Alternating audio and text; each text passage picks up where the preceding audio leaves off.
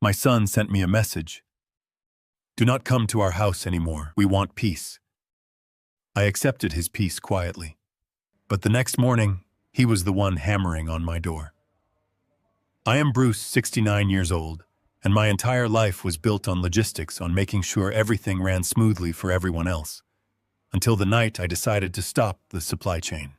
Before I continue this story, let me know where you are watching from in the comments below. Hit like and subscribe if you have ever had to stand up to a family who underestimated your worth. The glow of my smartphone screen was the only source of light in my dark kitchen. The text message from my son Justin sat there stark and unapologetic in its cruelty. Do not come to our house anymore. We want peace. I read the words twice, letting the cold reality of his arrogance wash over me. There had been no screaming match to prompt this no-explosive family feud. I had merely attended their Sunday dinner and asked a simple, logical question about a glaring $10,000 discrepancy I had noticed in his startup's quarterly projections. His wife Rachel had taken immediate offense, rolling her eyes and storming away from the table, claiming my presence was overbearing and toxic to her mental health. Justin, entirely consumed by the need to placate her vanity, had chosen to banish the man, funding his entire existence. I did not weep staring at that message. I did not type out a lengthy, emotional reply detailing the decades of sacrifices I had made to put the tailored suit on his back. As a retired logistics manager, I dealt in efficiency in the cold, hard mathematics of supply and demand, not in melodrama. I typed a single word. Understood. I hit send and placed the phone flat on the granite counter. For 3 years, I had been the invisible engine keeping his artificial empire afloat. I had quietly subsidized the commercial lease for Justin's tech startup, a sprawling downtown loft that bled money every month without turning a profit. I had dutifully paid the exorbitant property taxes on the luxury suburban home he shared with Rachel, a house deliberately chosen to impress people they despised. I opened my laptop and navigated to my primary banking portal. The interface loaded, displaying the automated transfers scheduled for the first of the month. $6,500 siphoned out of my hard-earned savings every 30 days. I pulled up a secondary spreadsheet, my eyes scanning the columns as my engineering mind processed the aggregate data. Over 4 years, I had squandered exactly $312,000 on their unearned comfort. I clicked into the recurring payments menu. The system presented the cancellation option. I did not hesitate. I pressed confirm, permanently deleting the financial lifeline. But the banking infrastructure I had established to protect him immediately triggered a chain reaction. Because Justin was listed as a secondary account holder on the business funnel, the bank's automated protocol generated a high-priority email alert notifying him of the impending financial halt. The quiet cutoff I intended was instantly broadcasted to the one person who depended on it for survival. Less than 2 minutes later, my phone began to vibrate violently against the countertop. Justin's name flashed aggressively on the screen. I stared at it for a moment, observing the panic manifesting in real time before pressing the mute button.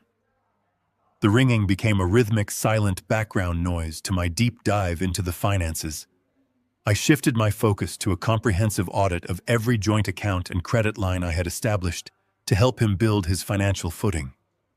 I had sold my entire freight logistics company 5 years ago, liquidating my life's work to provide the seed capital for his venture. I had willingly traded the prospect of a comfortable, well-funded retirement for a modest single-story house, all to ensure my son had the ultimate head start. As I dug through the digital ledgers following the money trail past the canceled transfers, a glaring anomaly caught my eye. There was a secondary loan tied directly to the deed of my own home. My chest tightened. I pulled up the digitized loan documents, my eyes scanning the authorized signatures. Justin and Rachel had not just been relying on my monthly transfers. They had secretly leveraged the equity of my personal property to secure a $150,000 line of credit. They had forged digital authorization, tapping into the very roof over my head to fund a lifestyle they could not afford. The sickening realization hit me like a physical blow. If they defaulted on their extravagant spending, the bank would foreclose on my modest home. They had not merely taken my generosity, they had actively collateralized my survival. The smoldering betrayal hardened into absolute icy resolve. I picked up my phone, bypassing my son's 37 missed calls, and dialed the private number of my longtime attorney, Stanley. Despite the late hour, Stanley answered on the second ring. I did not waste time with pleasantries or lamentations about a broken family. I instructed him to immediately freeze all tied lines of credit and place a maximum security fraud alert on my social security number. Stanley paused, his sharp legal mind quickly calculating the logistical fallout of such a drastic maneuver. He warned me that freezing the commercial accounts would cause Justin's payroll and vendor checks to bounce the exact moment the banks opened at dawn. The startup would hit a catastrophic financial wall, facing total insolvency by noon. I told Stanley to execute the order immediately and prepare the paperwork to sever my name from their debts. I closed the laptop and walked to the hallway closet, retrieving my heavy toolbox. I spent the next 2 hours methodically changing the brass deadbolts on my front and back doors, physically removing the access I had so freely given them. I sat back at my computer and upgraded the firmware on my home security system, changing every password and access code to lock them out of my digital perimeter.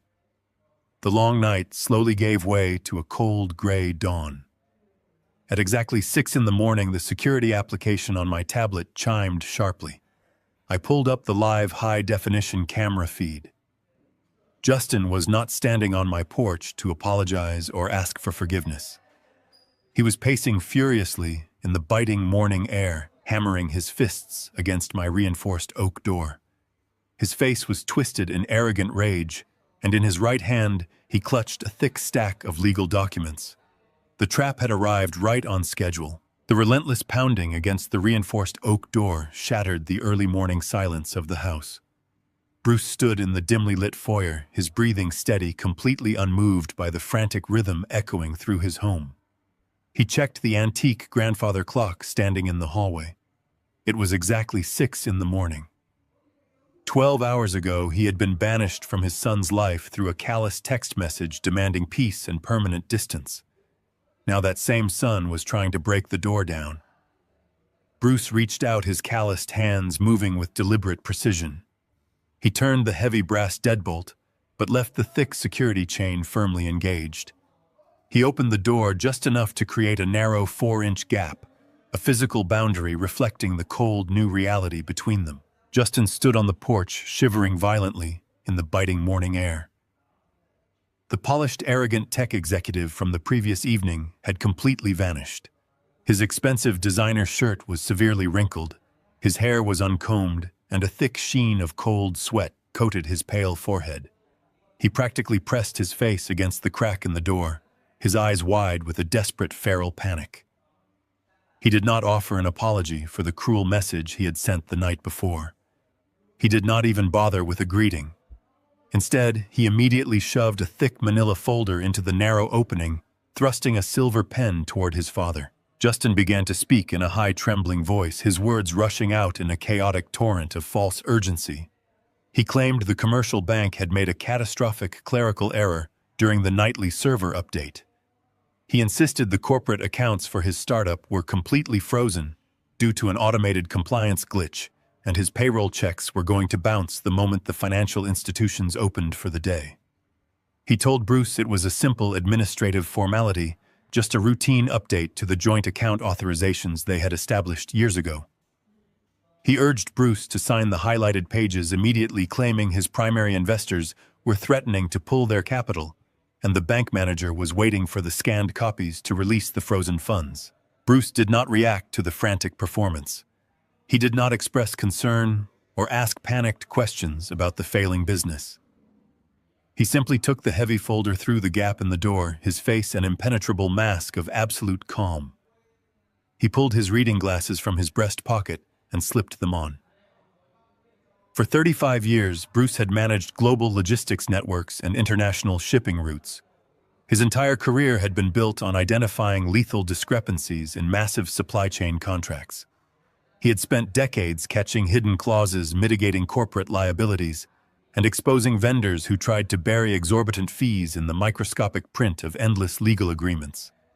He knew exactly how to read a contract, and more importantly, he knew exactly how to read the person aggressively handing it to him. Bruce flipped past the deceptive cover page.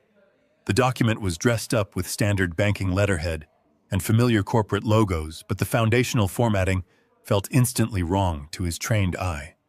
The margins were slightly off, and the boilerplate language was unusually dense, clearly copied and pasted from a different legal jurisdiction. He completely ignored the bright yellow sticky notes indicating where he was supposed to blindly place his signature.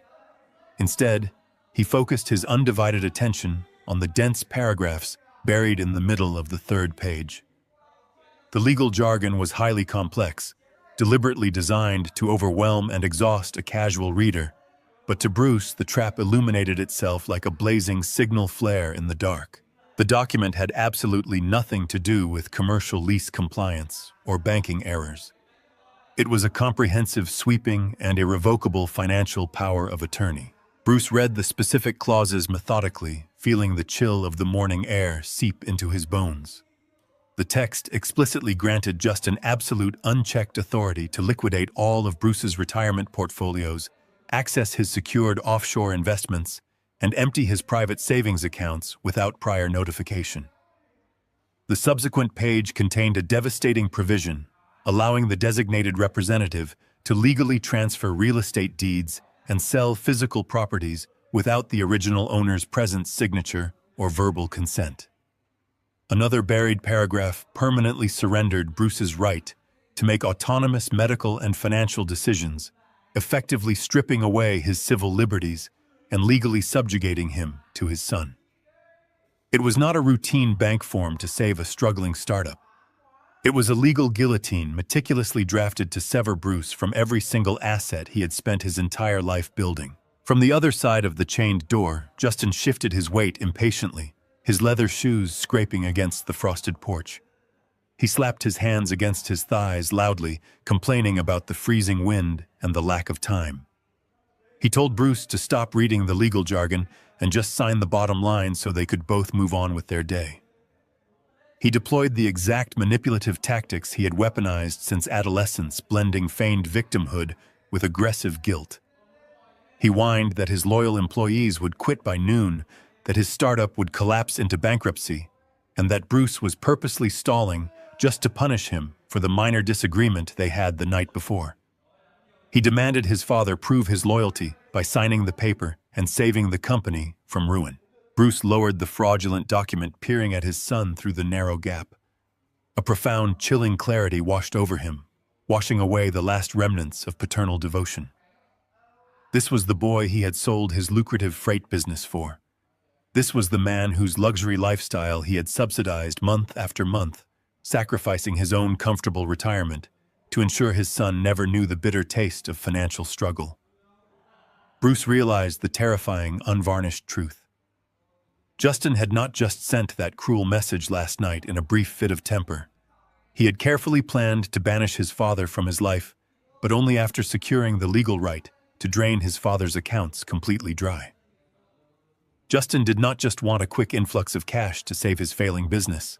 He wanted to strip Bruce of his autonomy, his home, and his basic human dignity, reducing the man who raised him to a powerless, penniless dependent. The sheer audacity of the betrayal was staggering. Justin fundamentally believed his father was a tired, obedient old man who would blindly sign any document placed in front of him out of lifelong habit and unconditional love. He believed the decades of silent paternal sacrifice were a sign of intellectual weakness, a vulnerability begging to be exploited.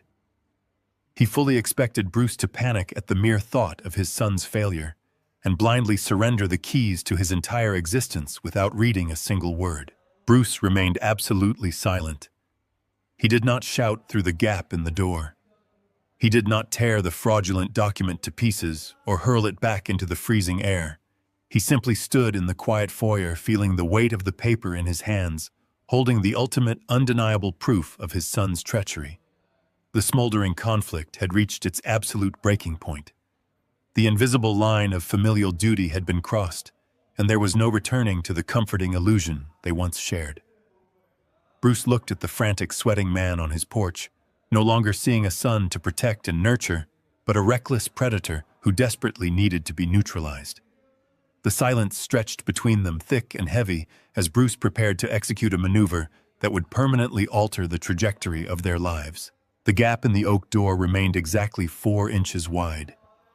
Justin stood on the porch, his breath plumed in the freezing morning air. He clutched the stack of legal papers tightly. He expected a fight. He expected tears or accusations, or at least a bitter lecture about the thousands of dollars he had secretly drained from the home equity line. Bruce gave him none of that. Logistics had taught Bruce that emotion was an inefficient response to a supply chain failure. You do not yell at a broken machine. You replace the broken parts. Justin shoved the heavy manila folder toward the opening. He rattled off his rehearsed lies. His voice was high and tight. He claimed the bank needed immediate authorization to unfreeze the startup payroll. He insisted it was a simple bureaucratic formality. Bruce looked down at the documents. The bold lettering at the top of the 3rd page burned into his vision. Full financial power of attorney. It was a legal instrument designed to strip Bruce of his autonomy. It would grant his son absolute authority to liquidate his retirement accounts and sell his house and commit him to a medical facility without his consent. A profound and suffocating silence settled in the foyer. 30 years ago, Bruce had spent his evenings sitting at the kitchen table teaching a young Justin how to balance a checkbook. He had built a massive freight empire from nothing. He sacrificed weekends and holidays to ensure his son would inherit a life of comfort. Now that same son was trying to legally erase him. The heartbreak was a physical weight pressing down on his chest, but Bruce refused to let it show. "Pass them through," Bruce said. His voice was flat and devoid of any paternal warmth. Justin blinked. He was caught off guard by the total lack of resistance. He hesitated for a fraction of a second before sliding the thick stack of papers through the narrow crack in the door. He handed over a cheap ballpoint pen.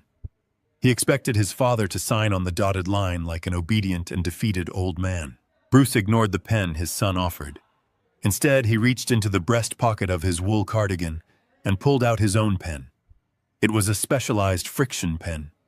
It was a relic from his decades as a civil engineer drafting complex structural blueprints. The ink it produced flowed dark and permanent to the naked eye, but it possessed a unique chemical property. Under the application of direct heat or rigorous friction, the ink vanished completely. It left the page entirely blank. It was a tool designed for correcting massive structural errors. Today, it would correct the greatest error of his life. Bruce flipped to the signature page. He did not read the manipulative clauses out loud. He did not ask Justin why he had resorted to such a ruthless deception. He simply pressed the tip of the friction pen against the heavy paper and signed his full legal name. He executed the exact signature Justin needed to seize his assets. He dated the document. He ensured every stroke looked flawless. He slid the folder back through the 4-inch gap. Justin snatched the documents with the aggressive speed of a predator claiming a kill. He quickly flipped to the back page. His eyes locked onto the dark and prominent signature. The frantic and sweating panic that had consumed him moments ago vanished instantly. A slow and arrogant smirk spread across his face. He had won. He firmly believed he had just legally conquered his father. "I will take these straight to the bank manager," Justin said. His tone dripped with condescending triumph. "Do not worry about a thing, Dad. Rachel and I will handle everything from here. We will make sure you are taken care of." "I know you will," Bruce replied. Justin spun on his heel and walked briskly down the driveway toward his luxury sedan. It was the very vehicle Bruce had covertly paid off 2 years prior. Bruce watched his son pull away. The taillights disappeared into the gray morning mist. The instant the car turned the corner, Bruce shut the heavy oak door and engaged the deadbolt. The time for passive observation had ended. He walked swiftly to his private study and picked up the phone. He dialed the direct emergency line for his attorney, Stanley. The lawyer answered immediately.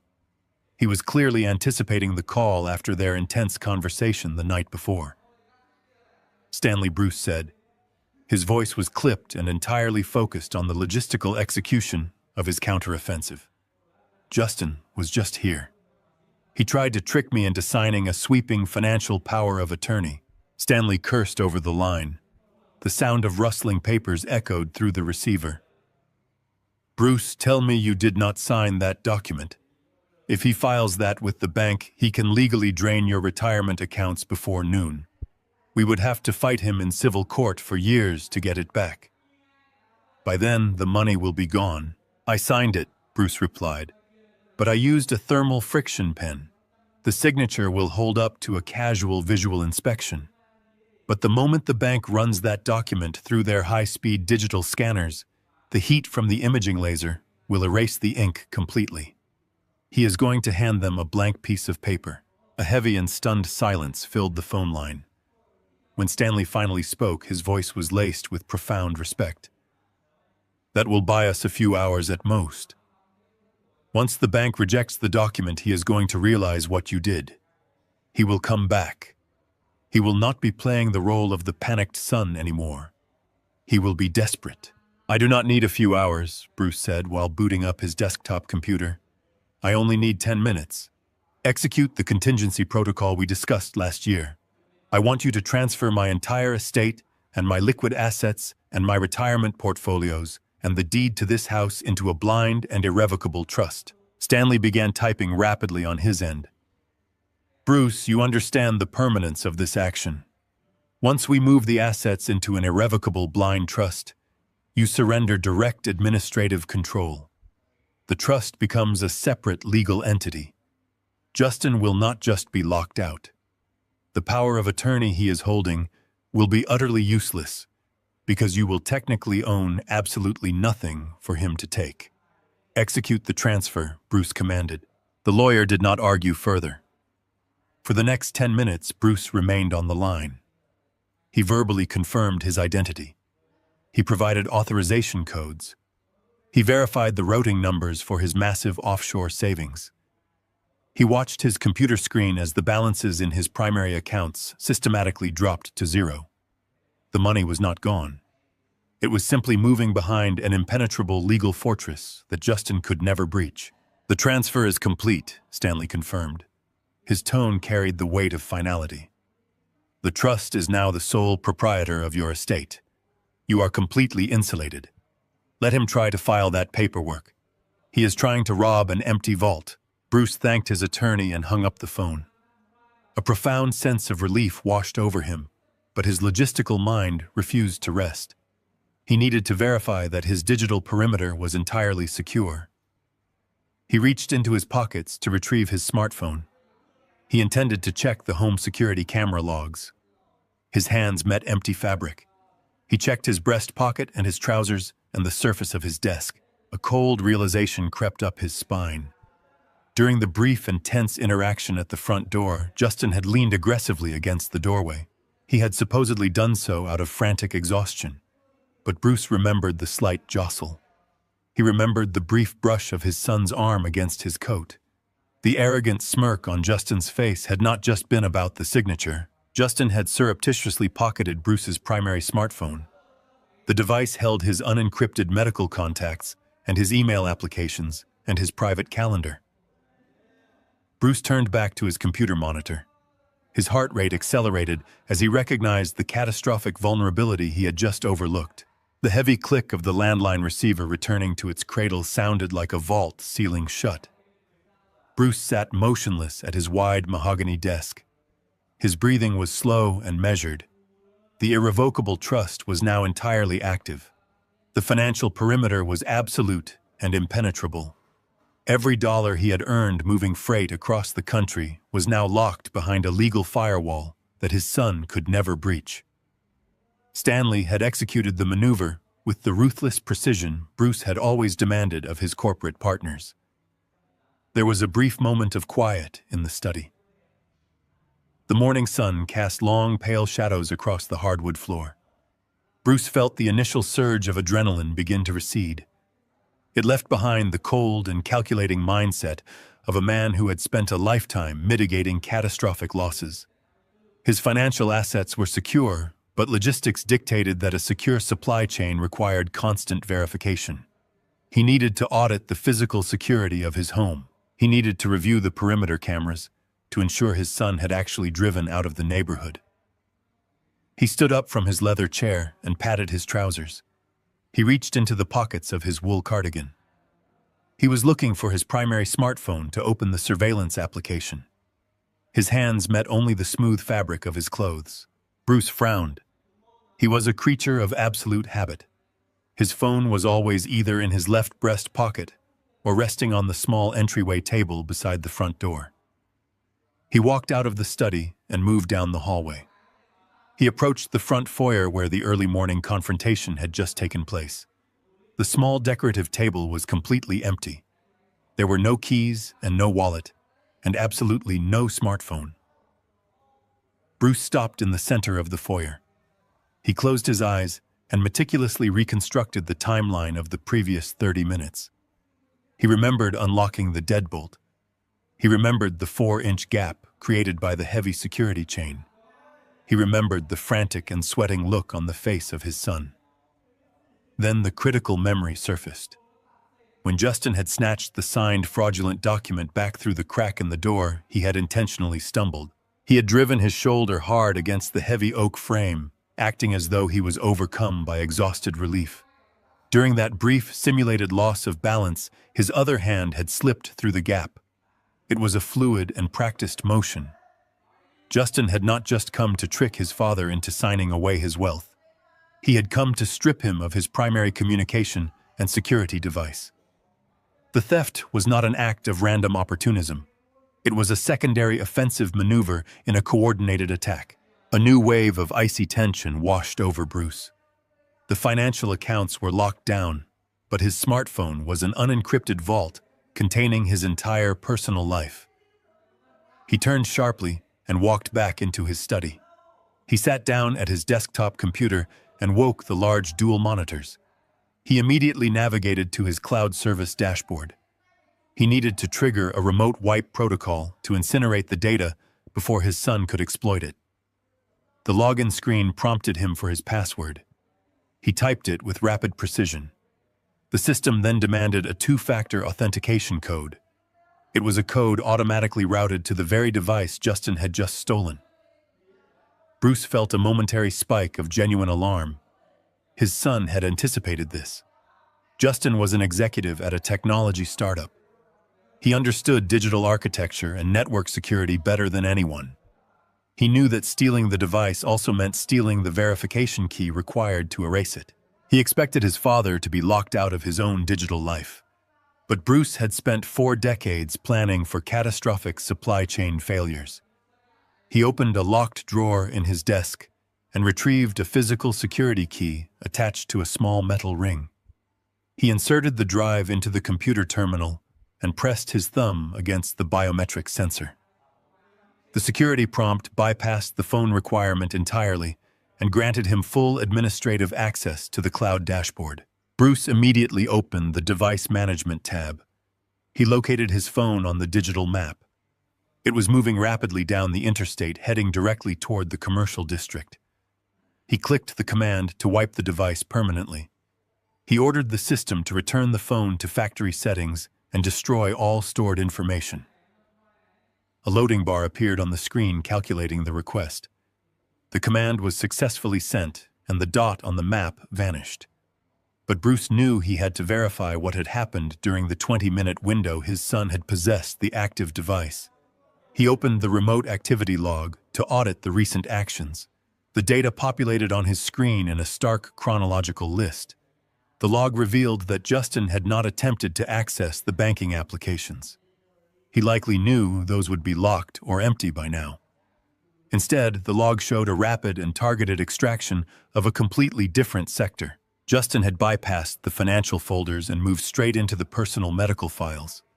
He had downloaded the entire contact list of physicians and recent pharmacy prescriptions and digital copies of health insurance policies.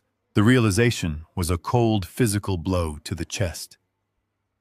The attack was no longer about money. It was about establishing control over his physical autonomy. The silent memory of his late wife Evelyn came rushing back. Evelyn had suffered from early-onset dementia. Bruce and Justin had watched her mind slowly deteriorate over 5 grueling years. Justin knew exactly how the legal system responded to cognitive decline. He knew exactly what documentation was required to strip a person of their basic human rights. Justin was weaponizing the medical tragedy of his mother against his own father. Bruce scrolled further down the activity log, and his blood ran cold. The final entry before the remote wipe command was executed showed an outgoing communication. Justin had opened the primary email application and drafted a message. Bruce opened his sent folder to read the contents. The message was addressed to the lead physician at a prominent local psychiatric and behavioral health clinic. The subject line read, "Urgent evaluation required." Bruce read the body of the email and felt the sheer malice of the strategy unfolding before his eyes. The message was written entirely in the first person. Justin was impersonating him. The email stated that he was experiencing severe episodes of confusion and terrifying memory loss. It claimed that he was suffering from extreme paranoia and genuinely believed his own family was trying to steal from him and ruin his life. The message formally requested an emergency behavioral intervention. It begged the clinic to contact his son Justin immediately to arrange an involuntary evaluation because he no longer trusted himself to drive or make rational decisions. The strategy was brutally clear and highly calculated. Justin realized the financial theft might fail. He knew the power of attorney might bounce against whatever legal defenses his father had established. So he had immediately pivoted to a far more dangerous and permanent tactic. He was laying the official medical groundwork for a forced conservatorship. By using the personal email address of his father to confess to severe cognitive decline, Justin was creating a fabricated paper trail of insanity. He was establishing a documented history of paranoid delusions. The stolen device was not a mistake or a petty theft. It was the exact weapon Justin needed to prove his father was losing his mind. The financial war had just escalated into a battle for his very freedom. Bruce stared at the screen as the true depth of the betrayal settled over the quiet room. Bruce stared at the glow of his desktop monitor as a cold and mechanical focus took over his mind. The stolen smartphone was a catastrophic liability. Justin had bypassed the financial firewall by attacking the personal data reserves. Bruce needed to amputate the compromised device from his life with absolute precision. He opened the master control panel for his cloud architecture and began revoking security tokens. He systematically decoupled the stolen phone from his email servers and his private messaging applications. He initiated a lethal command protocol to wipe the hardware back to its factory settings. The system confirmed the data incinerated remotely, but Bruce knew the damage had already been inflicted. The fraudulent email sent to the psychiatric clinic was already sitting in a doctor's inbox. Justin had laid the foundational paperwork for a forced medical intervention.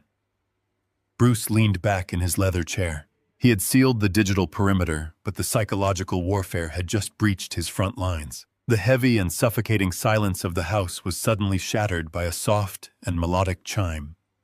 It did not come from the primary alarm panel by the front door. It originated from a dedicated security tablet resting on the corner of his mahogany desk. The secondary system was wired exclusively to an array of discrete motion sensors hidden in the landscaping of his backyard.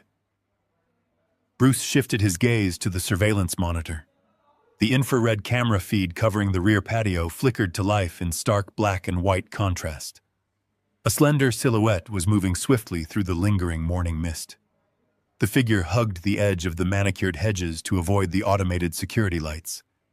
It was not Justin returning for a second confrontation. The elegant posture and the expensive designer trench coat belonged unmistakably to Rachel. Bruce pushed his chair back from the desk. He did not make a single sound. Decades of inspecting quiet and echoing warehouses after hours had taught him how to move without announcing his presence. He walked through the hallway with deliberate and measured steps. He bypassed the illuminated foyer and entered the dark kitchen. He pressed his back flat against the cold plaster wall. He slid silently into the deep shadows cast by the large stainless steel refrigerator. Through the narrow, horizontal slats of the wooden window blinds, he possessed a clear and unobstructed view of the back patio. Rachel was standing directly outside the window of his private study. She was not putting on a theatrical display of familial concern. She was not crying or begging for a conversation. She was gripping a thick steel flathead screwdriver.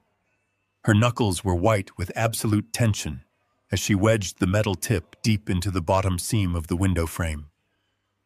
Bruce instantly recognized the logistical pivot in their strategy. Justin had undoubtedly called his wife from his luxury vehicle to report that the financial accounts were hopelessly locked behind an impenetrable trust. Denied access to the digital wealth, they had immediately targeted the analog vulnerabilities. The window Rachel was aggressively trying to pry open sat directly above Bruce's heavy steel filing cabinets. Those heavy drawers contained decades of physical history. They held original birth certificates and sensitive tax returns and historical property deeds. They were the exact foundational documents a desperate couple would require to forge new identities or construct a fraudulent legal case for a medical conservatorship. Bruce did not shout through the glass. He did not slam his hand against the window pane to scare her away, or flip the switch to flood the patio with blinding security lights. He embraced the silence. He reached blindly onto the granite kitchen island, and his fingers closed around the cold plastic casing of a compact digital camera. He always kept the backup device fully charged for photographing property damage or documenting complex insurance claims. He removed the lens cap and brought the camera up to his eye. He positioned the lens perfectly between the wooden slats of the blinds. He pressed the record button. The digital sensor captured a high-definition and undeniable video of his daughter-in-law actively attempting a felony break-in on his property. Rachel grunted in quiet and bitter frustration. The soles of her expensive boots slipped against the damp morning grass as she leaned her entire body weight into the makeshift pry bar. The window frame groaned under the extreme pressure, but the thick glass refused to yield. 10 years ago, a string of aggressive burglaries had swept through the surrounding neighborhoods.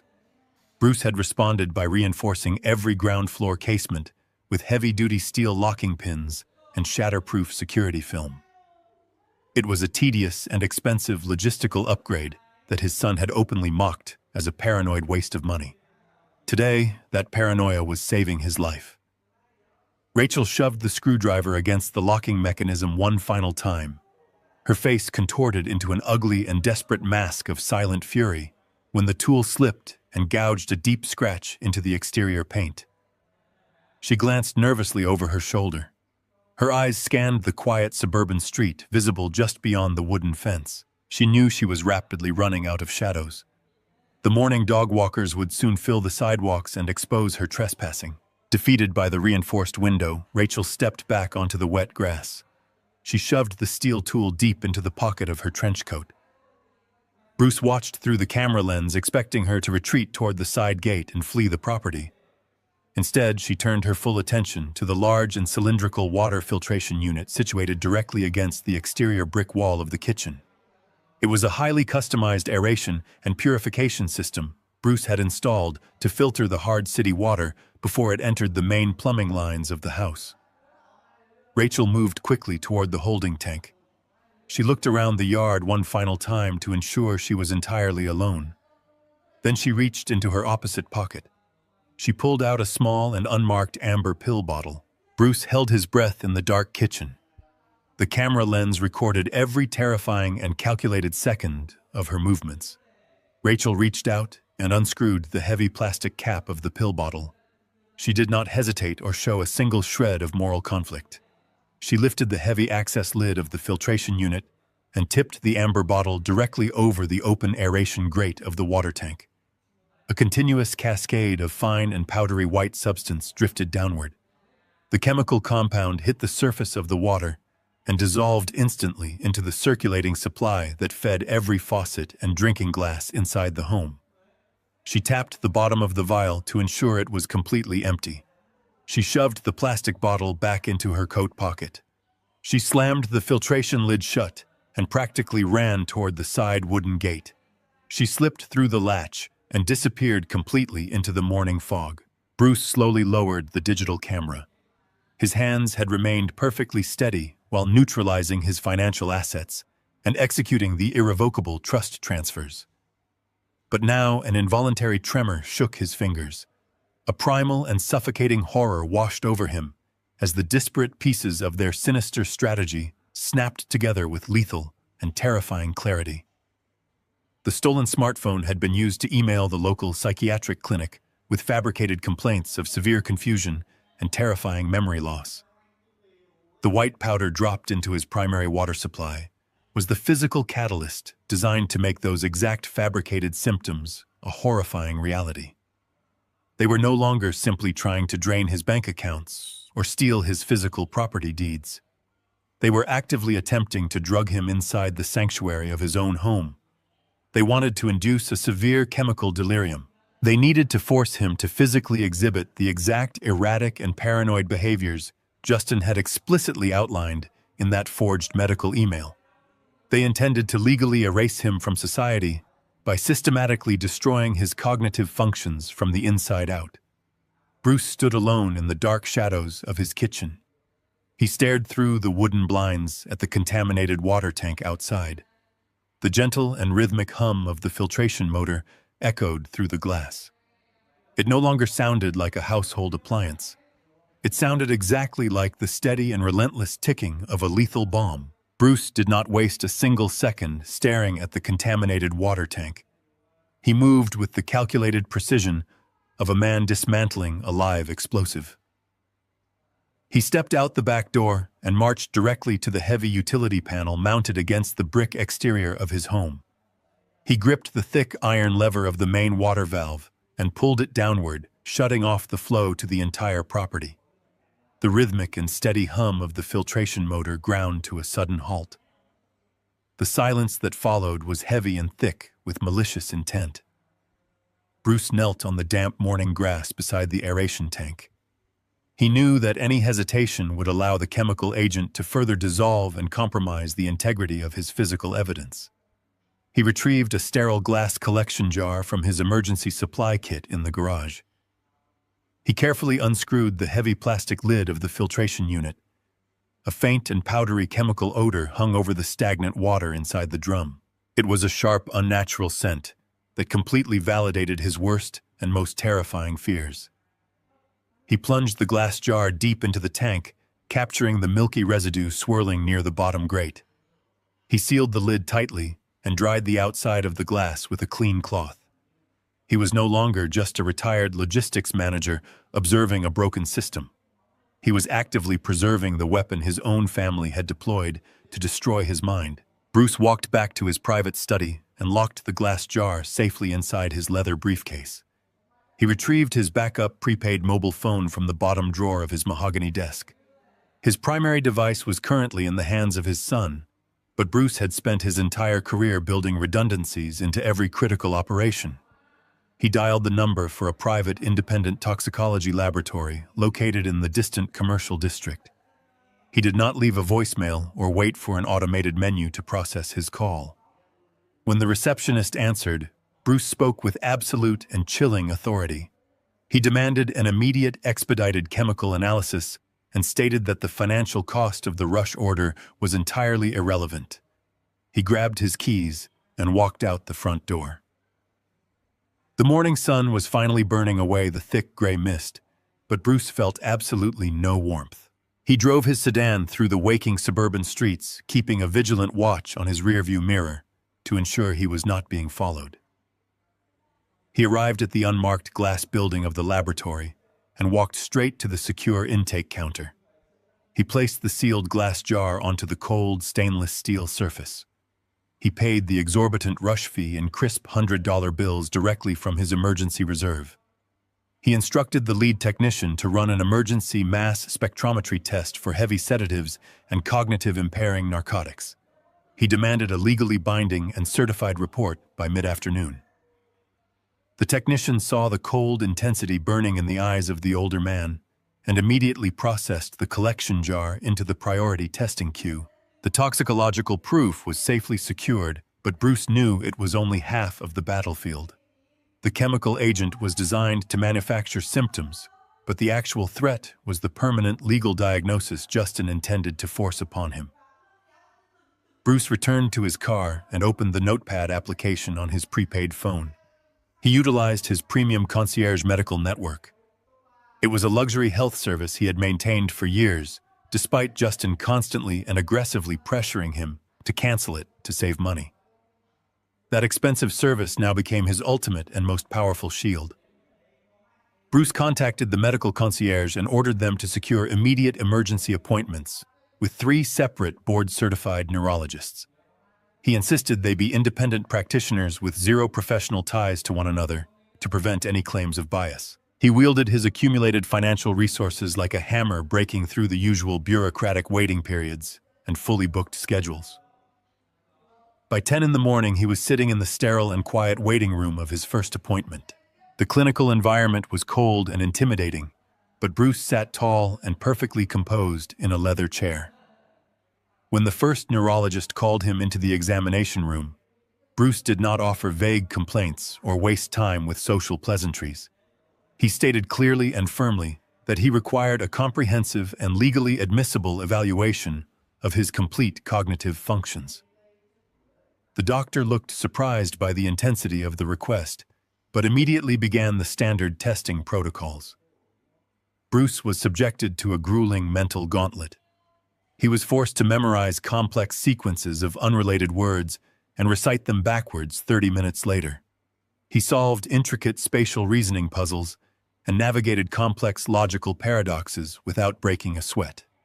He drew intersecting geometric shapes from memory and performed rapid mathematical calculations without a single moment of hesitation. His mind, which had managed global shipping fleets and mitigated international trade disasters, operated with terrifying and flawless efficiency. He did not stumble on a single trick question. He did not hesitate during a single memory recall exercise. The neurologist lowered his clipboard. He looked at Bruce with genuine professional admiration. He declared that Bruce possessed the cognitive processing speed and executive function of a man 20 years his junior. Bruce did not smile at the compliment. He requested the doctor write those exact words onto an official certified medical affidavit and sign it with his credentials. Bruce left the first clinic and drove directly to the second appointment across town. The process was repeated with identical and mechanical precision. A new doctor administered a fresh battery of psychological and neurological exams. Bruce answered rapid-fire questions about temporal orientation and historical events and complex problem-solving scenarios. He tracked moving objects on a digital screen and identified minute discrepancies in complex visual patterns. He poured every ounce of his remaining physical energy into maintaining a flawless and unbothered exterior. He knew that any sign of fatigue or emotional distress could easily be weaponized by his son in a court of law to prove instability. He answered every single prompt with a flat and undeniable clarity. The second neurologist signed a comprehensive declaration of absolute mental competency. Bruce secured the physical document in his leather briefcase right next to the receipt from the toxicology lab. The relentless pursuit of medical proof drove him to the third and final clinic just past 1 in the afternoon. He was physically exhausted by the emotional weight of the betrayal, but his primal survival instinct provided an endless reserve of adrenaline. The third neurologist was known as the strictest and most uncompromising diagnostician in the entire state. He subjected Bruce to the most invasive and demanding behavioral evaluation of the entire day. He probed for hidden anxieties and latent paranoia and early markers of dementia using aggressive conversational traps. Bruce sat across the polished wooden desk and calmly dismantled every single diagnostic snare. He spoke eloquently about his career and his logistical strategies and his clear understanding of the present date and time. He demonstrated a flawless and grounded grip on his own reality. The rigorous examination concluded with the doctor shaking his head in sheer disbelief at the mental acuity of his patient. He printed an official medical certificate, verifying that Bruce suffered from zero cognitive decline and possessed full and uncompromised executive control over his own life. Bruce walked out of the third clinic, holding a thick envelope containing his ultimate salvation. He drove to a local legal office and paid a public notary to stamp and seal all 3 independent medical evaluations. He now possessed an indisputable and time-stamped baseline of perfect mental health. It was a fortress of legal documentation, constructed in a matter of mere hours. The paperwork proved beyond a shadow of a doubt to any judge in the country that he was a highly capable and completely autonomous adult. He placed the heavy folder onto the passenger seat of his car. The trap his son had tried to spring was now completely and utterly dismantled. Justin had stolen a smartphone to fabricate a sudden medical crisis, but Bruce had spent the entire morning building a massive wall of hard, undeniable facts. As Bruce turned the key in the ignition, his prepaid phone vibrated sharply in his pocket. It was the lead technician from the private toxicology lab. The rapid results of the water analysis were complete. The chemical reality of what his family had poured into his drinking supply was finally ready to be revealed. Bruce shifted the car into gear and drove back toward the laboratory, ready to collect the final and most devastating piece of ammunition he needed to destroy their deceit forever. Bruce was sitting in his sedan in the parking lot of a hardware store when the prepaid mobile device buzzed against his thigh. He answered immediately. The voice of the lead technician from the private toxicology laboratory was completely devoid of its earlier clinical detachment. The man sounded deeply disturbed. He told Bruce to listen carefully. The mass spectrometry analysis was complete. The white residue scraped from the bottom of the water filtration tank was not a common household chemical or a pesticide. It was a concentrated pharmaceutical-grade sedative. The technician explained the specific neurochemical effects with terrifying clarity. If ingested over a period of 12 to 24 hours, the compound would aggressively suppress the central nervous system. It would not cause unconsciousness. Instead, it was designed to induce a state of profound waking delirium. The victim would suffer from severe memory fragmentation and extreme spatial disorientation. They would lose the ability to speak coherently or process basic logical commands. They would appear entirely senile to any outside observer. Bruce felt the leather of the steering wheel bite into his palms as his grip tightened. The technician warned him that the dosage poured into the tank was high enough to hospitalize an elderly adult. He asked Bruce if he needed to contact local law enforcement or poison control. Bruce told him to secure the physical laboratory report in a sealed envelope and wait for his attorney. He hung up the phone. The sheer malice of the chemical weapon left a metallic taste in his mouth. They did not want to kill him. A sudden death would trigger a mandatory autopsy and a police investigation. They wanted something far more lucrative. They wanted a living ghost. They wanted him breathing, but legally dead, so they could step in as his absolute guardians. Bruce drove back to his quiet suburban street. He parked his car in the garage and locked the heavy metal door behind him. He walked straight through the kitchen and out to the back patio. The sun was fully up now, illuminating the deep scratch Rachel had gouged into his window frame. He knelt beside the contaminated water tank. He did not possess the luxury of emotional shock. He operated on the cold, mechanical logistics of survival. He retrieved a heavy pipe wrench and a set of steel cutters from his toolbox. He shut off the main municipal water valve at the property line. He meticulously severed the inlet and outlet pipes connecting the poisoned aeration drum to his household plumbing. He bypassed the contaminated unit, entirely coupling the clean municipal line directly to the house intake with heavy brass fittings. He worked until his hands were bruised and coated in mud. When the bypass was secured, he carried the heavy severed filtration tank into his locked garage. It was no longer a piece of household equipment. It was a massive piece of physical evidence. He went back inside and turned on the kitchen faucet. He let the water run for 20 minutes to flush any lingering trace of the sedative from the internal pipes. He filled a glass with the clean running water and drank it down. His mind was perfectly clear. His body was completely untainted by their poison. He had severed their chemical supply line before a single drop could cross his lips.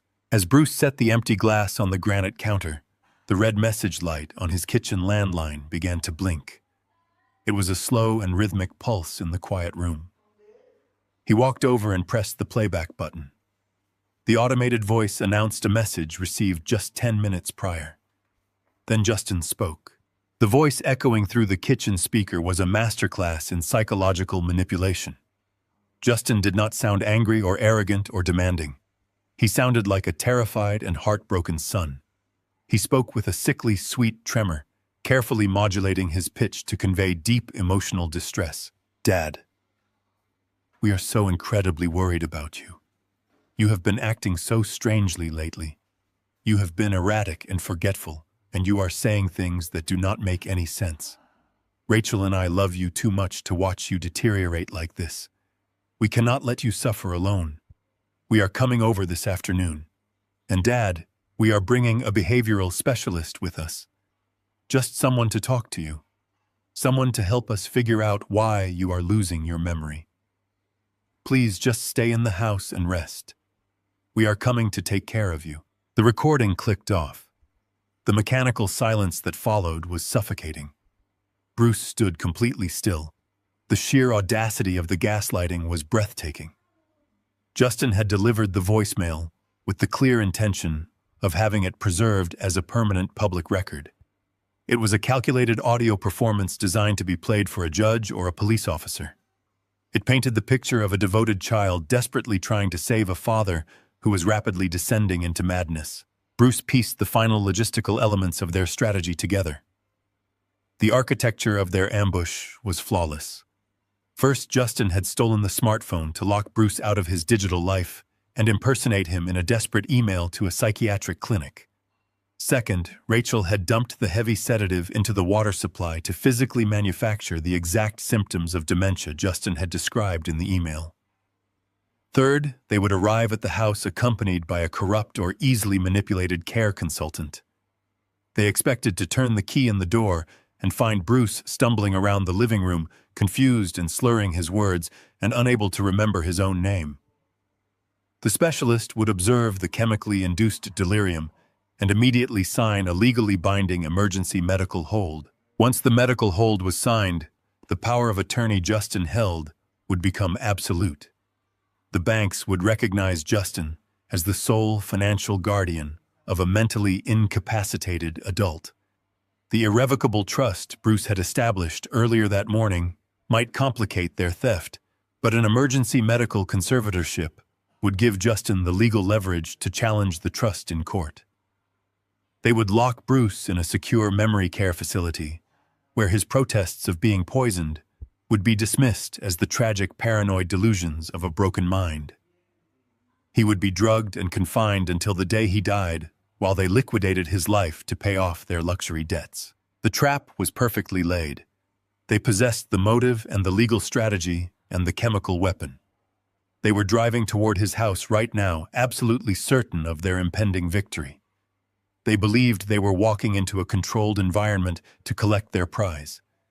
But the logistics of their ambush relied on a single critical assumption. They assumed their victim was blindly drinking the poison. Bruce looked down at his steady hands. He felt the sharp and unclouded focus of his own mind.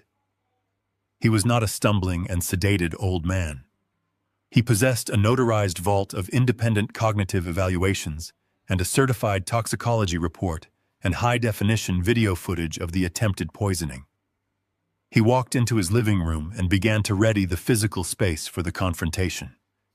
The predators were coming to trap a ghost, but they were about to walk into a fortified bunker. Bruce moved away from the kitchen and stepped into the center of his large living room. The space was normally a sanctuary of quiet reflection and warm afternoon light. Today, he viewed the room strictly through the lens of a tactical commander preparing a hostile engagement zone. He needed to construct a physical environment that perfectly mirrored the fabricated medical crisis Justin had engineered. He walked over to his heavy oak coffee table and pushed it a few inches off-center. He wanted the geometry of the room to feel subtly wrong. He approached his favorite leather armchair and angled it to face the front entryway directly. This positioning ensured that Justin and Rachel would have a clear and unobstructed view of him the exact second they breached the front door. Bruce wanted them to see their victim sitting passively and waiting for their arrival. He grabbed the neatly folded throw pillows from the sofa and tossed them haphazardly onto the cushions. He pulled a woven wool blanket from the storage basket and draped it unevenly across the armrest. He was meticulously designing the chaotic set for their tragic play. He walked over to the wooden magazine rack and knocked a tall stack of old publications onto the floor.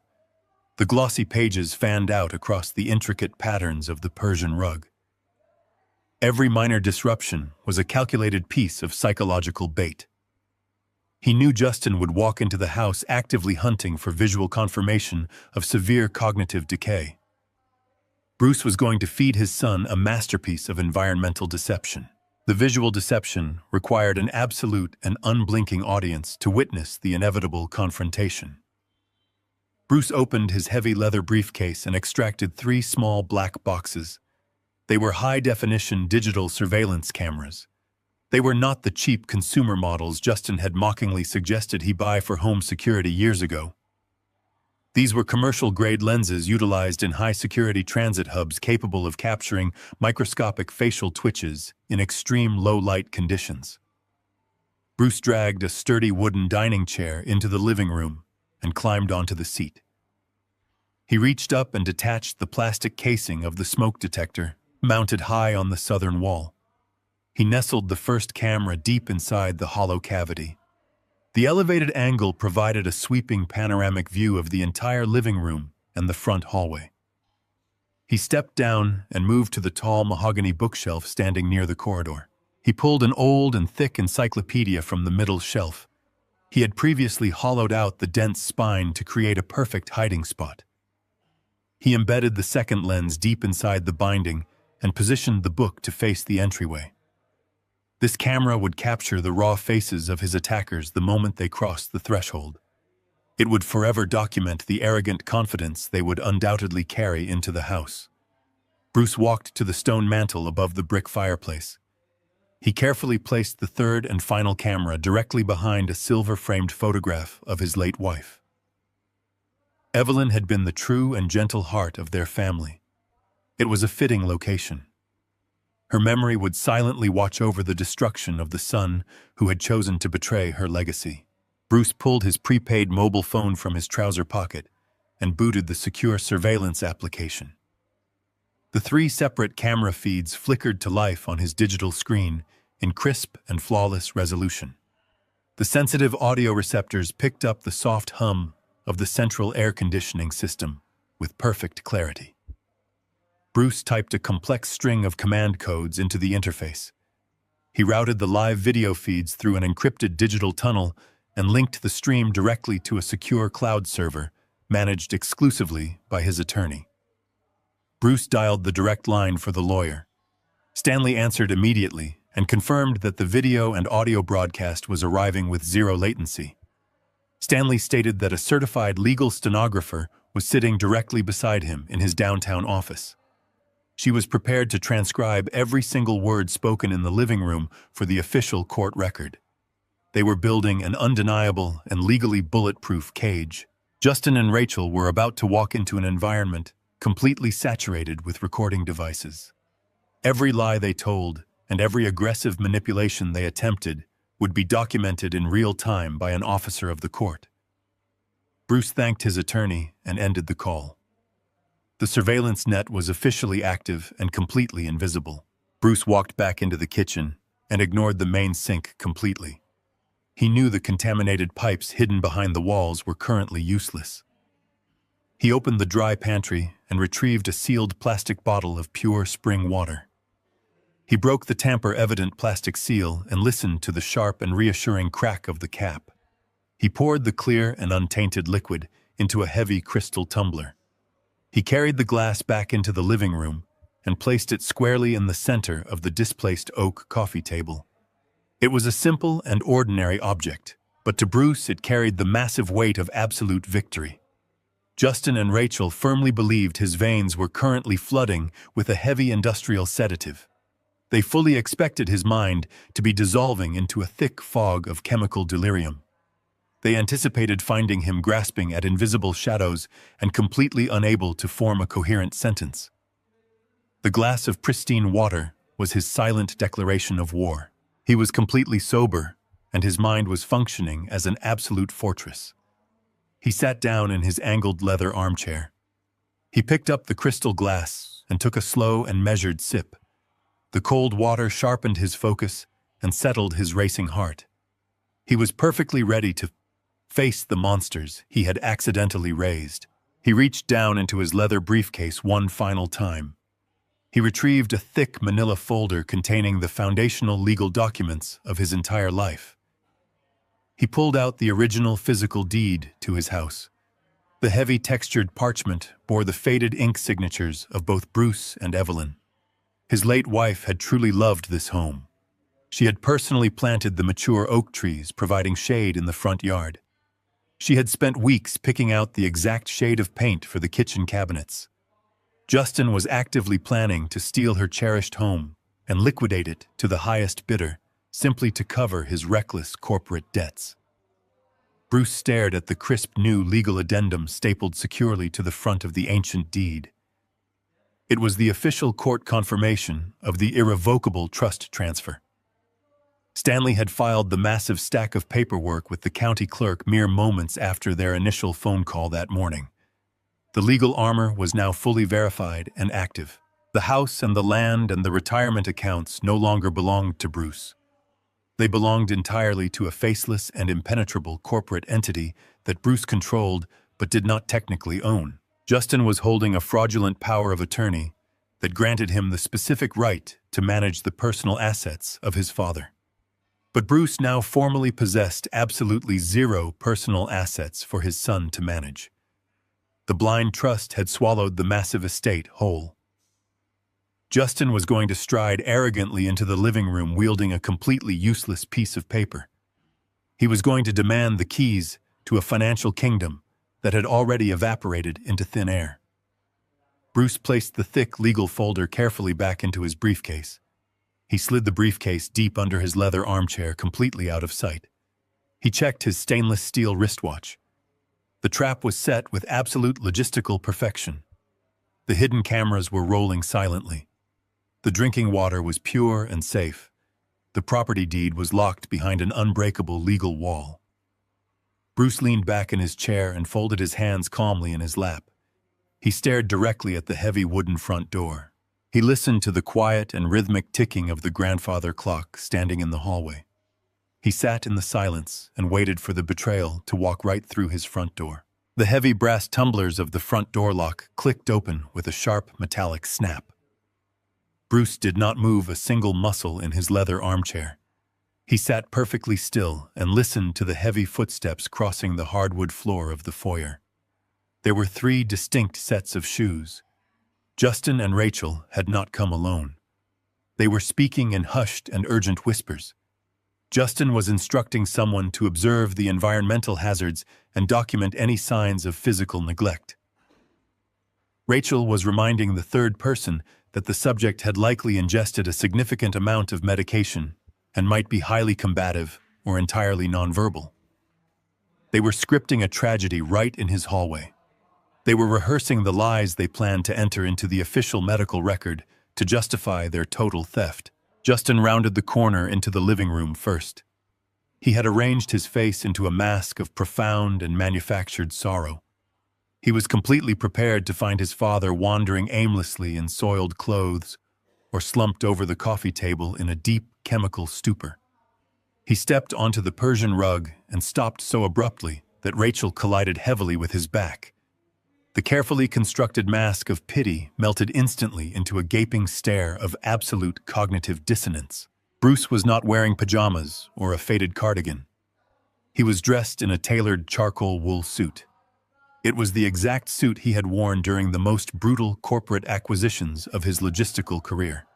His tie was perfectly knotted. His posture was impeccably straight and rigidly formal. He held the heavy crystal tumbler of pristine spring water resting gently on his knee.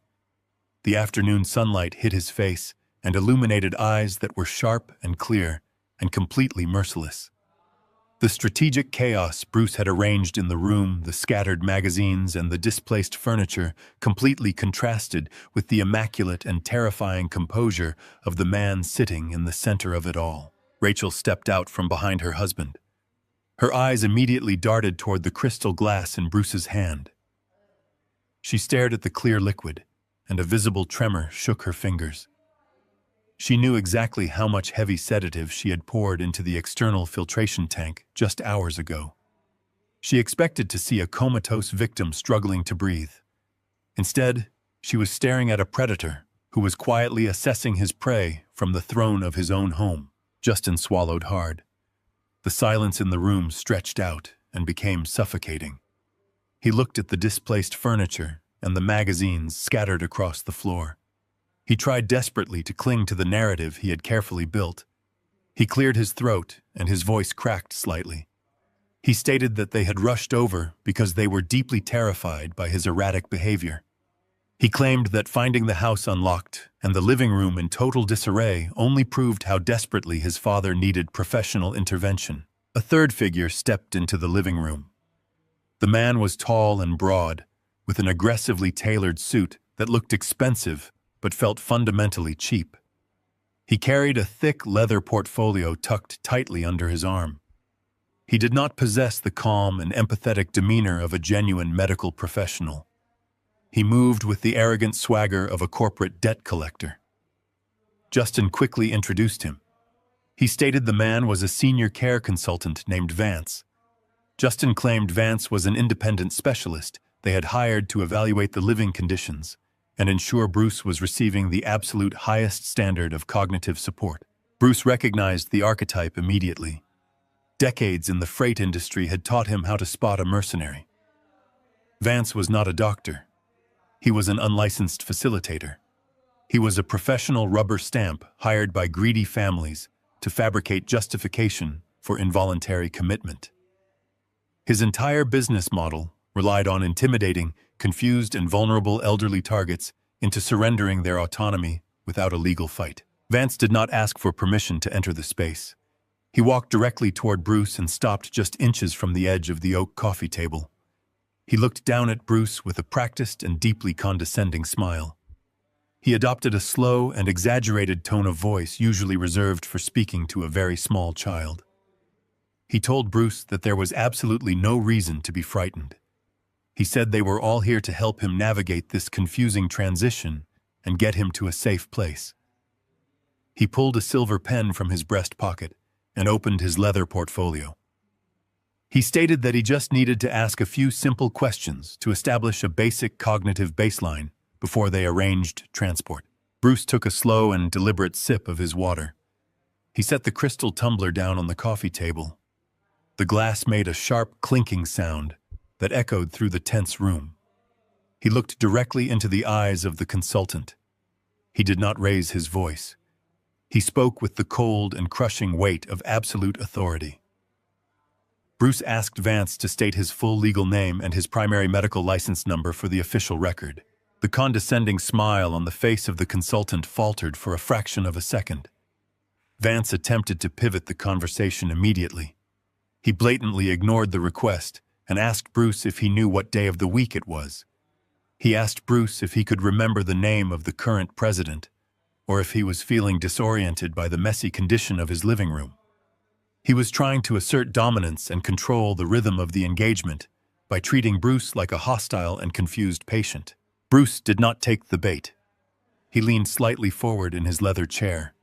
He repeated his demand with a sharper and more lethal edge. He stated that before he participated, in an unannounced medical evaluation inside his private residence. He required the evaluating party to produce a board-certified medical credential.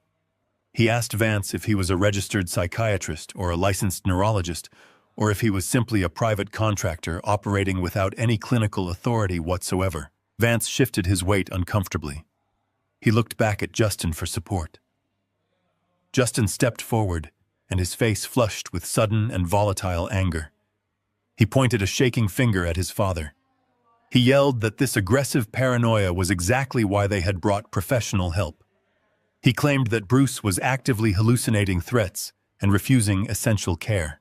Justin demanded that his father stop fighting them and answer the basic questions before they were forced to call an ambulance and have him removed from the property involuntarily. Bruce turned his gaze away from the consultant and locked eyes with his son. He noted the heavy sweating on Justin's forehead. He saw the frantic calculation in Rachel's eyes as she edged closer to the hallway.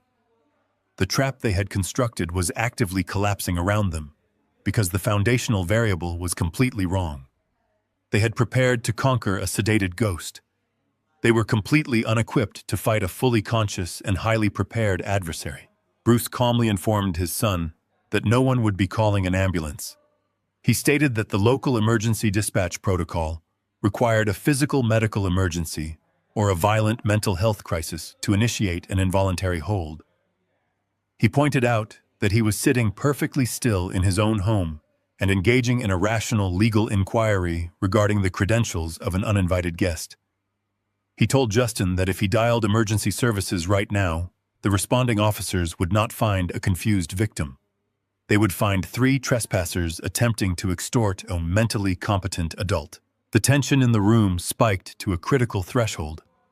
The undeniable clarity of Bruce's argument shattered the fabricated narrative. Vance closed his leather portfolio with a dull thud. The consultant took a slow and deliberate step backward toward the foyer. He realized instantly that the easy payday he had been promised was rapidly evolving into a massive legal liability. He recognized that the elderly man sitting in the armchair was not displaying a single symptom of cognitive decline. He was displaying the calculated hostility of a man who was actively laying a trap of his own. Rachel finally spoke. Her voice was high and tight with uncontainable panic. She demanded to know why Bruce was acting so strangely and why he was dressed in a formal suit in the middle of a Saturday afternoon. She desperately tried to steer the conversation back to his supposed erratic behavior. She pointed at the scattered magazines and the displaced furniture, claiming that no sane person lived in such bizarre and chaotic conditions. Bruce did not look at the mess he had carefully created. He kept his eyes locked firmly on Rachel. He informed her that the room was currently being monitored by 3 high-definition surveillance cameras. He listed their exact coordinates with terrifying precision. He pointed to the hollowed spine of the encyclopedia on the bookshelf. He gestured toward the smoke detector mounted high on the southern wall. He nodded toward the silver-framed photograph of his late wife resting on the stone mantel. He stated that the audio and visual feeds were streaming directly to a secure cloud server, actively monitored by his legal counsel and a certified court stenographer. He watched the last remaining shreds of color drain completely from Rachel's face as the grim reality of her situation crystallized. She realized that her attempt to break into the back window and her deliberate contamination of the water supply were likely entirely documented. Bruce stood up from his leather armchair. He smoothed the front of his suit jacket and walked slowly toward his son. The power dynamic in the room inverted with absolute totality. He was no longer the prey waiting to be cornered. He was the architect of their total destruction. He stopped directly in front of Justin and asked his son if he truly wanted to proceed with the medical evaluation. He offered to call his attorney and have the certified neurology reports from that very morning delivered to the house so the unlicensed consultant could review them. He watched his son physically recoil as the full weight of the counteroffensive crushed the last of his arrogant illusions. Vance moved deeper into the living room, with the arrogant swagger of a man who was accustomed to absolute compliance. He did not ask for permission to take a seat.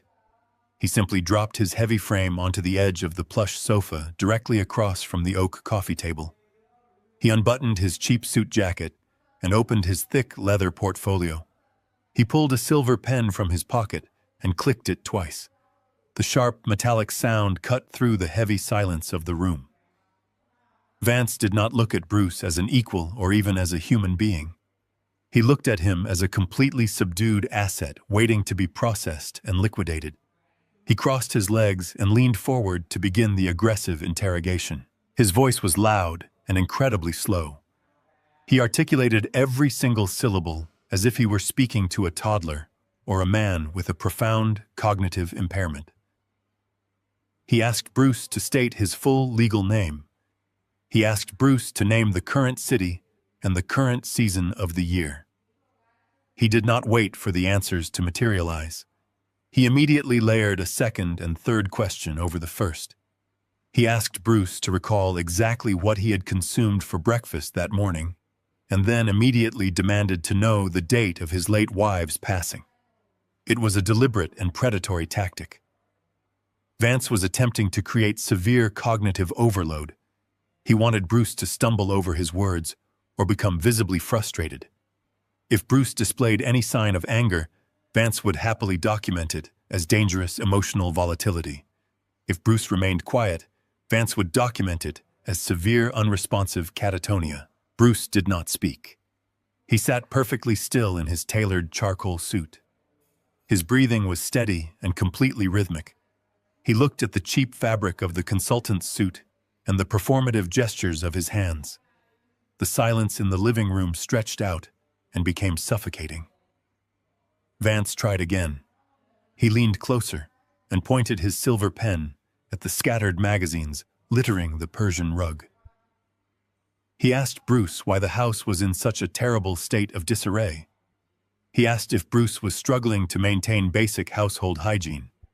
He asked if Bruce was simply forgetting to clean or lacking the physical energy to care for himself. Bruce just stared at him.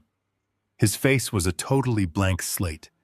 He was giving them an empty canvas and inviting them to paint their own guilt directly onto it. He knew the 3 hidden cameras were capturing every single second of this fraudulent medical evaluation. Rachel decided it was time to escalate the emotional pressure. She stepped forward and covered her face with her hands. A series of dramatic and entirely fabricated sobs echoed through the quiet room. She forced herself to produce a few desperate tears. She looked at Vance and began to narrate her manufactured tragedy. She claimed that observing the rapid mental decay of her father-in-law was tearing their family apart. She told the consultant that Bruce used to be such a strong and capable man, but now he was completely lost in his own mind. She lied with breathtaking and terrifying ease. She detailed fictitious wandering episodes that had supposedly occurred over the past month. She described moments where Bruce supposedly forgot the name of his own son and became violent. She pointed a manicured finger at the glass of pure spring water sitting on the coffee table. She told Vance that Bruce had stopped drinking and eating properly because he suffered from severe paranoid delusions. She claimed that Bruce genuinely believed his own family was trying to contaminate his food. The profound irony of her statement hung heavy in the air. Rachel was actively complaining about paranoid delusions regarding poisoned water, while she currently possessed an empty amber pill bottle deep in the pocket of her trench coat. Bruce simply watched her perform. He did not blink. He did not show a single trace of physical indignation. He let her weave a massive web of absolute perjury. He took quiet comfort in knowing that the certified court stenographer monitoring the secure cloud server was typing every single fabricated detail into the official legal record. Rachel wiped a fake tear from her cheek. She begged Vance to help them. She pleaded with the consultant to sign the emergency medical hold before Bruce accidentally hurt himself or someone else. Justin stepped forward to close the trap. He walked over to the coffee table and stood directly in front of his father. He reached into the inner pocket of his expensive jacket. He pulled out a thick stack of legal documents. The papers were pristine and completely uncreased. Justin slapped the documents down onto the oak wood right next to the crystal tumbler of water. He tapped the top page with his index finger. He told his father that they had reached the absolute limit. He claimed that the family could no longer pretend everything was normal while Bruce deteriorated before their eyes. He stated that the document on the table was a voluntary emergency conservatorship agreement. He explained that it would legally transfer all medical and financial decision-making power directly to him. Justin used a tone dripping with toxic and suffocating pity. He told Bruce that signing the papers was the only way to avoid a humiliating and highly public court battle. He leaned over the table and lowered his voice to a threatening whisper. He told Bruce that if he refused to sign the surrender documents, Vance would immediately certify him as an active and hostile danger to himself. Justin promised that an ambulance would arrive within 10 minutes to forcibly remove him from the property. He threatened to have him locked inside a secure psychiatric ward, where he would be stripped of his clothes and heavily medicated until he finally complied. He stated that the doctors would not listen to the ramblings of a senile old man. Justin slid a heavy black pen across the wooden table. It stopped right next to the thick stack of documents. He demanded that Bruce surrender his autonomy right now for his own physical safety. He told his father that the fight was completely over and that it was time to let his family take control. Bruce looked at the black pen resting on the table. He looked at the thick stack of conservatorship papers. He looked at the face of his son. The face of the younger man was flushed with arrogant anticipation. Justin firmly believed he had already won the war. He believed the heavy sedative Rachel had poured into the water tank had dissolved the fighting spirit of his father. He fully expected Bruce to pick up the pen with trembling hands and sign away his entire life in a fog of chemical confusion. Bruce did not move a single muscle. He let the heavy silence blanket the room once more. He was granting them enough rope to hang themselves completely. He waited until they had fully exhausted their malicious scripts. He waited until every threat of forced confinement and every single fabricated symptom was permanently recorded on the digital cloud server. The brazen extortion attempt was now an undeniable matter of public record. The trap Justin had built had officially snapped shut, but the arrogant son was completely unaware that he was the one locked firmly inside it. The heavy silence in the living room stretched until it felt like a physical weight pressing down on the chests of the intruders. Bruce looked at the black pen resting on the oak coffee table. He looked at the thick stack of fraudulent conservatorship papers. He did not reach for either of them. The time for passive observation was over. He had allowed them to perform their entire script and record their extortion attempt for the legal record. Bruce reached down beside his armchair. His hand bypassed the glass of pure spring water and found the smooth handle of his heavy leather briefcase. He pulled the briefcase onto his lap and unlatched the brass clasps. The sharp metallic sound made Rachel jump nervously. Bruce reached inside and retrieved a thick, leather-bound folder.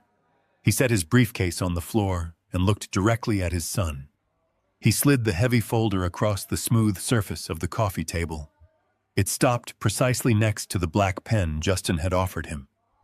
Bruce spoke for the first time in several minutes. His voice was not the weak or confused murmur they expected. It was a cold and resonant command that instantly dropped the temperature in the room. He told Justin that the medical evaluation was officially concluded. Bruce shifted his gaze to the unlicensed consultant sitting on the sofa. He instructed Vance to open the leather folder and read the top documents aloud. Vance hesitated. He looked at Justin for direction, but the younger man was staring at his father in complete confusion.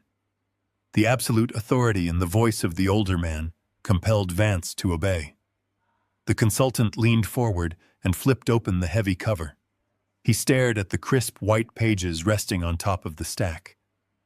Bruce calmly explained exactly what the consultant was looking at. He detailed that those papers were 3 independent and comprehensive neurological evaluations. He stated that they had been conducted just a few hours ago by 3 separate board-certified specialists in the city. Bruce pointed out the time-stamped headers and the embossed notary seals on each document. He told Vance to read the medical conclusions. Vance scanned the paragraphs and his hands began to tremble violently. The medical reports unanimously declared that Bruce possessed a pristine state of mental health. They detailed his flawless cognitive function and his exceptional spatial reasoning. They explicitly noted zero signs of dementia or paranoia or cognitive decline. The blood completely drained from the face of the consultant. A sickly pale hue washed over his features as he realized the catastrophic legal liability he had just walked into. Vance had just been recorded participating in a coordinated criminal conspiracy. He had actively attempted to coerce a perfectly healthy and highly intelligent man into a fraudulent medical conservatorship. He started to sweat profusely. The silver pen slipped from his trembling fingers and clattered against the hardwood floor. He tried to stammer a pathetic apology, claiming he was only doing his job and acting on the information provided by the family. Bruce cut him off with a sharp and unforgiving tone. He reminded Vance that attempting to rubber stamp a forced medical hold on a competent adult was a severe felony. He reiterated that the entire conversation was currently streaming to a secure legal server monitored by a court stenographer. Vance shrank back into the cushions, knowing his career and his freedom were entirely destroyed. Justin refused to accept the reality unfolding before him. He slammed his hand against the coffee table and shouted that the papers were fake. He claimed his father was lying and paying off corrupt doctors to hide his sickness. He pointed at Bruce and yelled that the erratic behavior was obvious, and they were not leaving without a signed conservatorship. Justin was clinging desperately to his fabricated script because he had absolutely no other option left. He had bet his entire financial survival on this single predatory maneuver.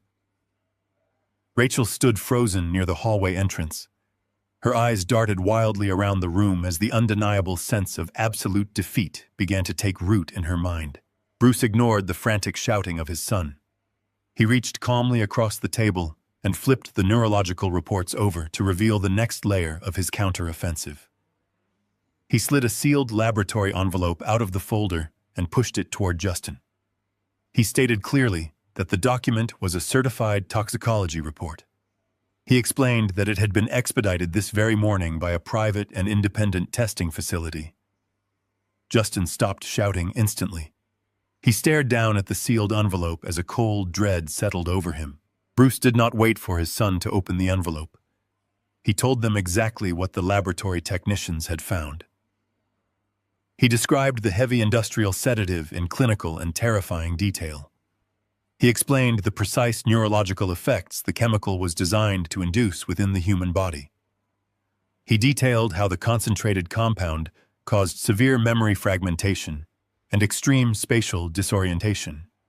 He told Justin that the narcotic was specifically engineered to manufacture the exact symptoms outlined in the fraudulent email sent to the psychiatric clinic. He laid bare the entire sinister architecture of their chemical ambush. Rachel let out a sharp and involuntary gasp. She took a stumbling step backward. Her hands shook uncontrollably as she pressed them against her designer trench coat. She looked desperately at the heavy oak front door, wanting nothing more than to run away. Bruce turned his cold and unforgiving gaze directly onto her.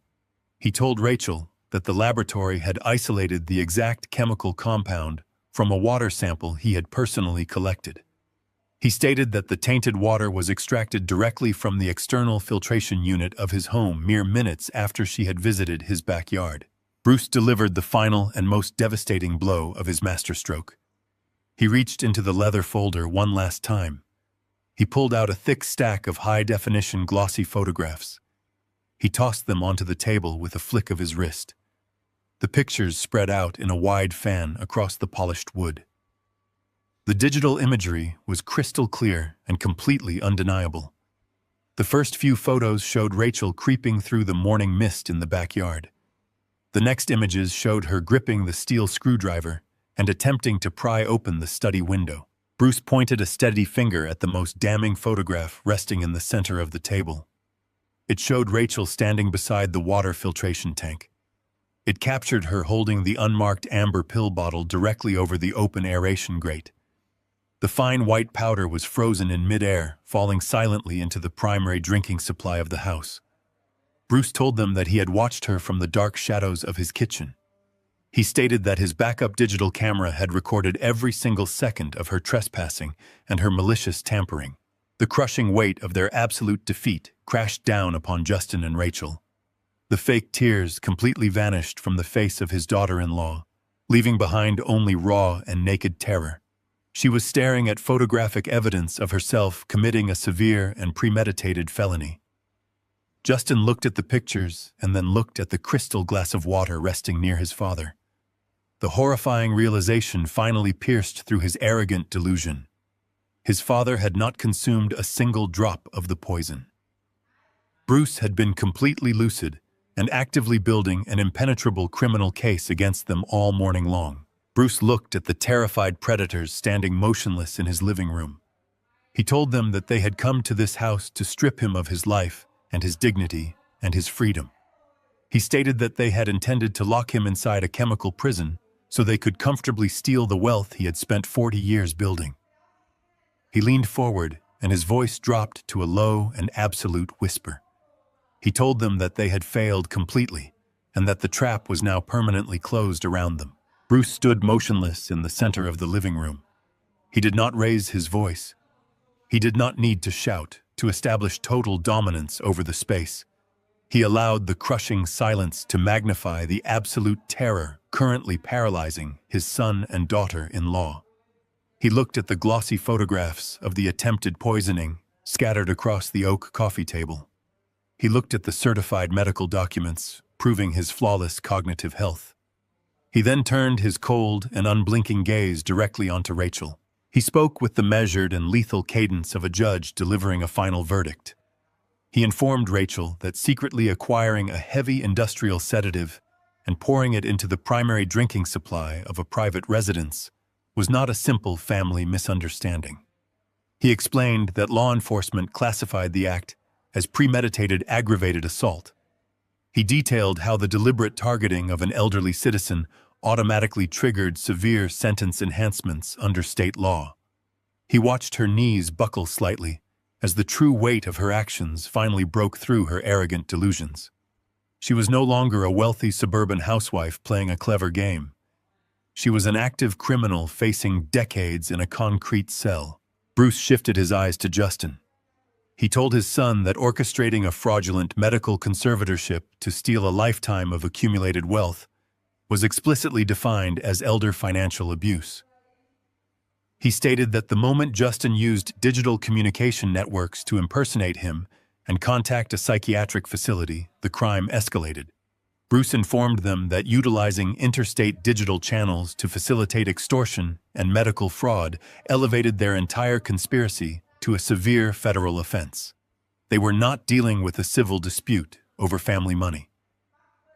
They had aggressively crossed a boundary into federal jurisdiction.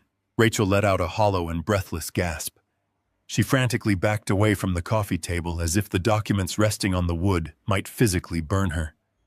Her wide and terrified eyes darted wildly toward the walls and the ceiling. Bruce slowly raised his hand and pointed directly at the smoke detector mounted high above them. He pointed toward the hollowed spine of the old encyclopedia resting on the mahogany bookshelf.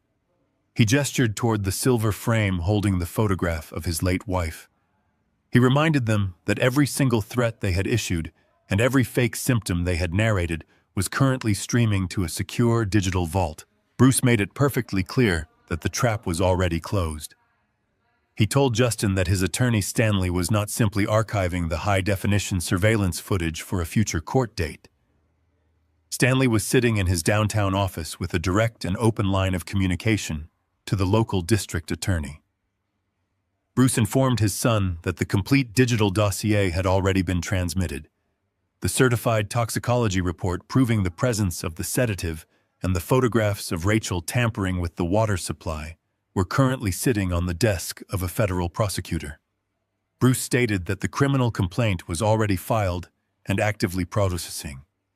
The unstoppable wheels of the justice system were already turning, and absolutely nothing Justin could say or do would halt their momentum. The unlicensed care consultant named Vance suddenly choked on a sharp breath of air. The predatory and condescending swagger he had carried into the house evaporated into a pathetic display of raw cowardice. Vance was a mercenary who preyed exclusively on vulnerable and sedated targets. He was completely unequipped to handle a fortified ambush orchestrated by a highly intelligent adversary. He realized with absolute horror that his own voice was permanently captured on the hidden recording devices. He had been filmed actively attempting to coerce a perfectly healthy man into a fraudulent medical lockup. He had participated in a federal extortion conspiracy, and the evidence was already in the hands of the district attorney. Vance did not try to defend himself. He did not offer a single word of apology to Bruce. He simply scrambled backward with the frantic desperation of a rat trapped in a sinking ship. He bumped heavily into the sofa and nearly lost his footing on the Persian rug. He clutched his leather portfolio tightly to his chest and bolted directly toward the foyer. He abandoned the clients who had hired him without a single second of hesitation. The heavy wooden front door slammed shut behind him with a violent crash that rattled the picture frames hanging on the hallway walls. Vance was gone, leaving Justin and Rachel completely alone to face the devastating consequences of their own malice. Justin stood frozen in the center of the room. He watched his hired medical muscle flee the property in a state of blind panic. The flawless illusion of control that Justin had worn like armor was completely shattered. He looked at his wife, who was currently pressing her hands against her mouth to muffle her desperate sobbing.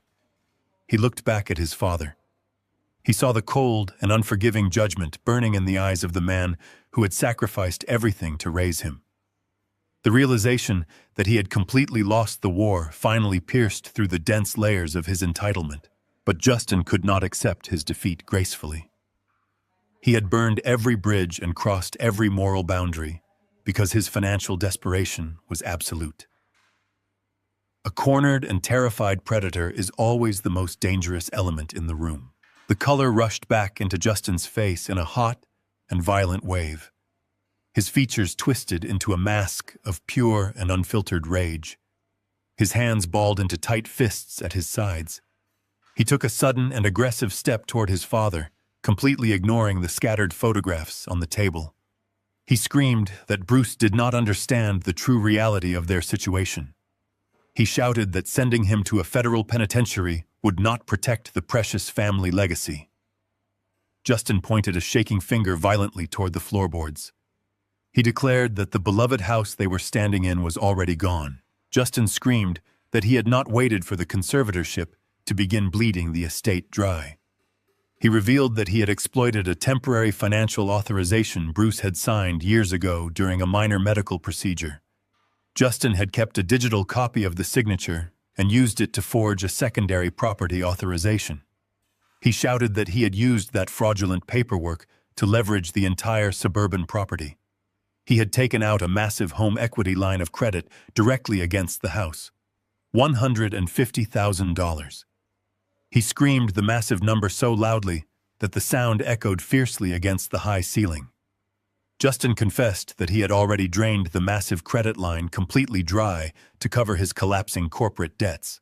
Justin stepped even closer, his breathing heavy and ragged. He screamed that his corporate creditors had vanished, and the bank was fully aware of the massive default.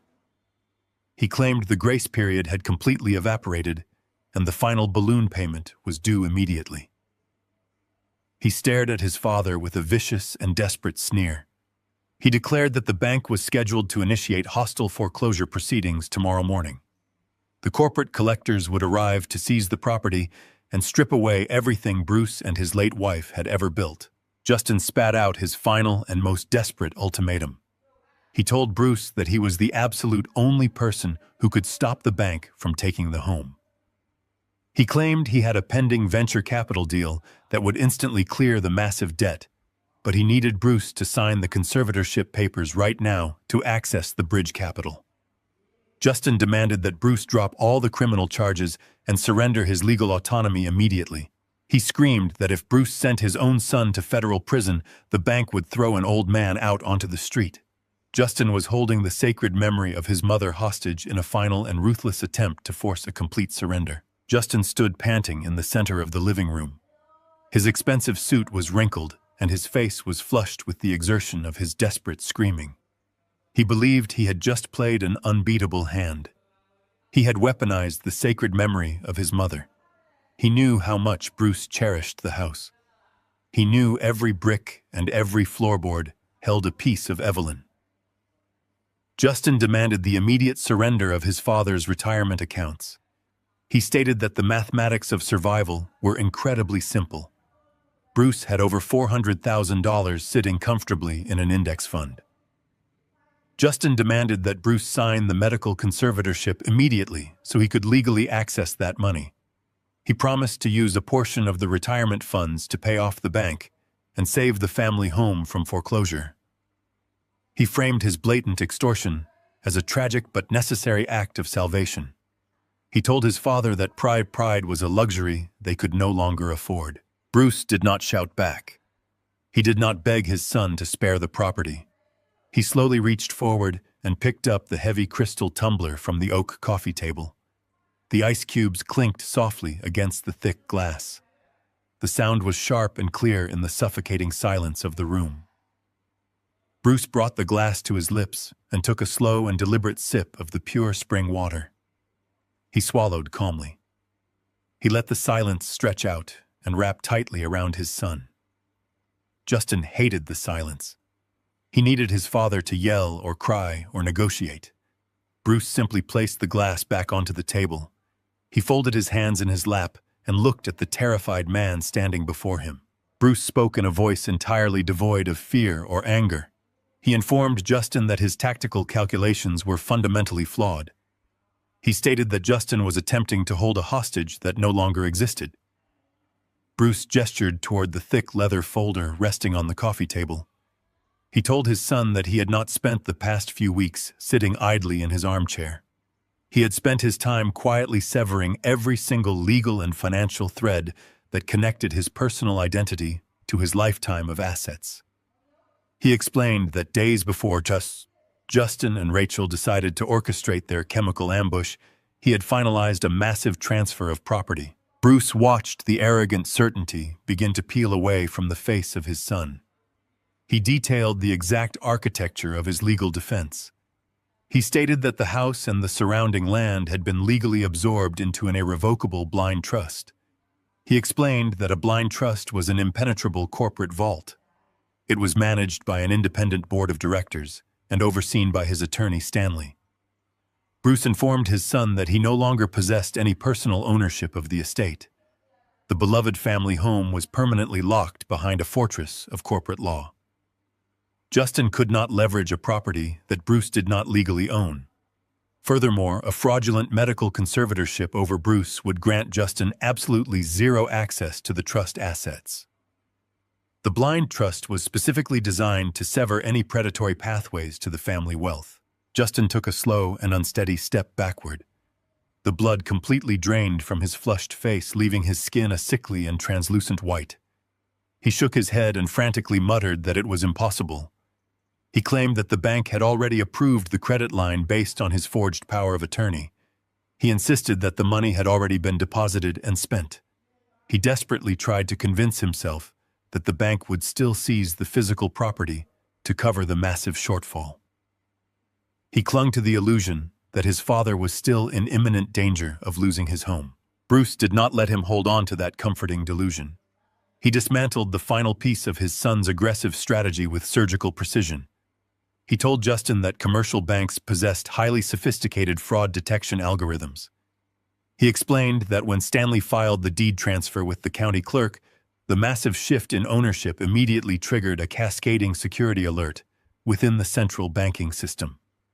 The primary lending institution instantly froze all external credit protocols linked to the property address.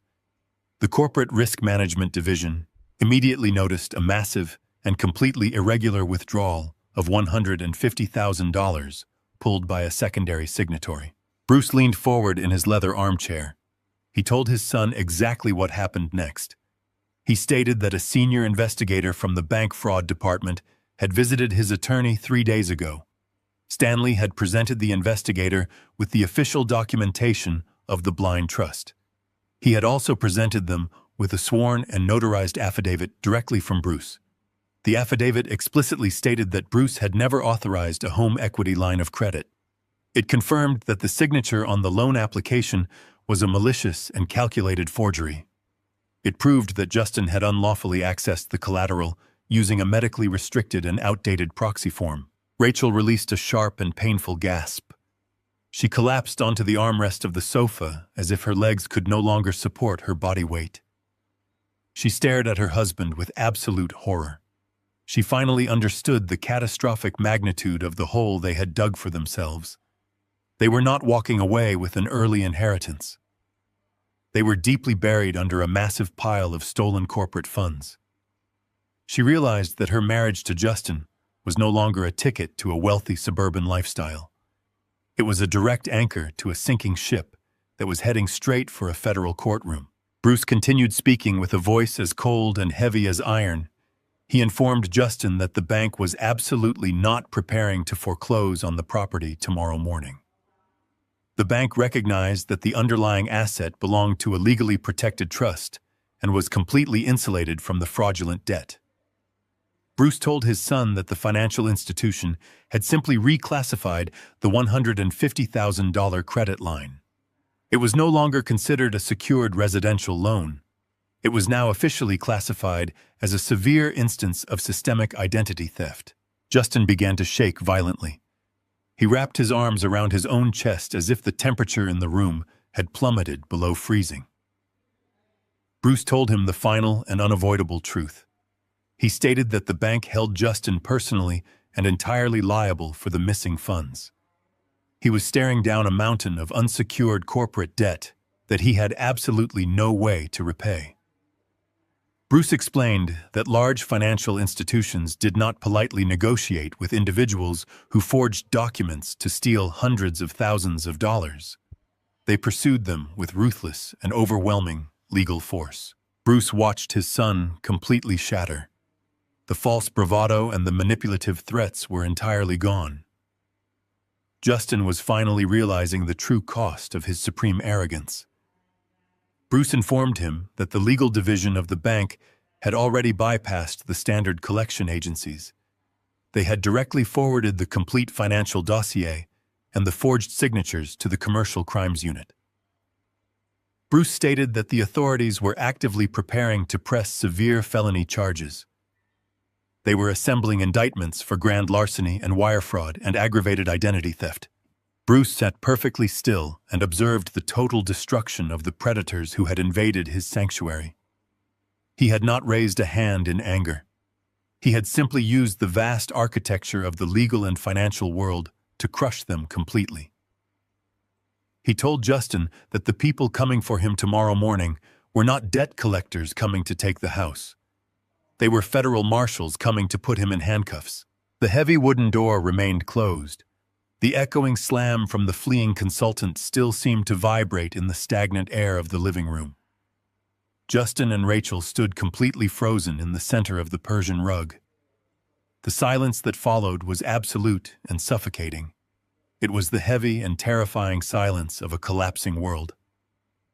The pristine suburban reality they had built upon a foundation of lies and stolen money was actively disintegrating beneath their feet. Justin stared blankly at the space where his hired mercenary had been sitting just moments before. His chest heaved with rapid and shallow breaths.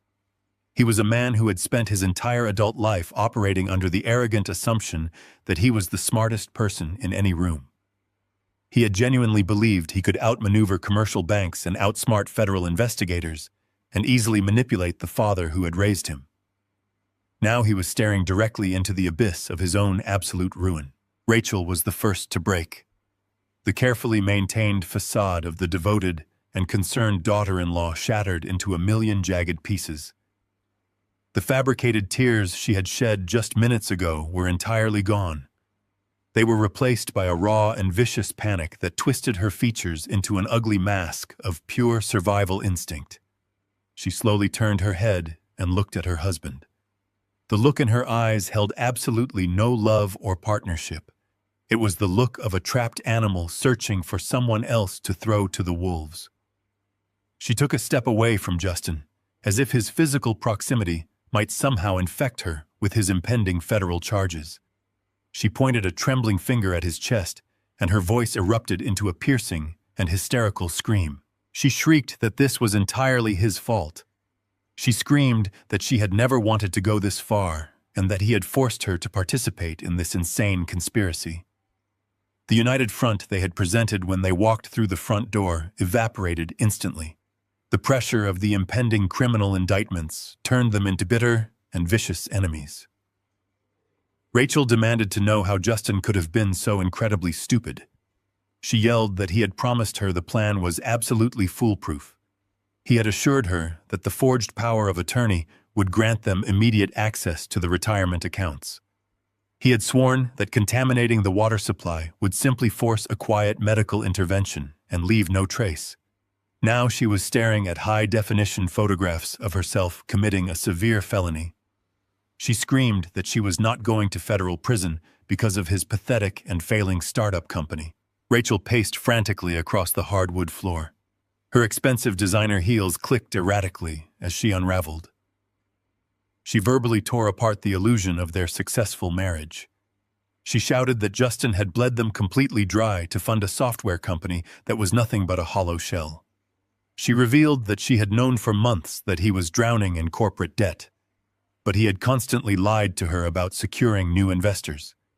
She screamed that he was a total failure who had dragged her into a federal extortion plot simply because he was too arrogant to admit he had lost everything. She looked at Bruce and pleaded with him to understand that she was merely a victim of her husband's manipulation. She begged Bruce to believe that Justin had coerced her into buying the industrial sedative and poisoning the water tank. She was actively offering her husband up as the sole architect of the crime in a desperate bid to save her own freedom. Justin could not handle the blistering verbal assault from his wife. He spun around and screamed at Rachel to shut her mouth immediately. His voice cracked with the pathetic desperation of a cornered coward. He yelled that she was just as guilty as he was.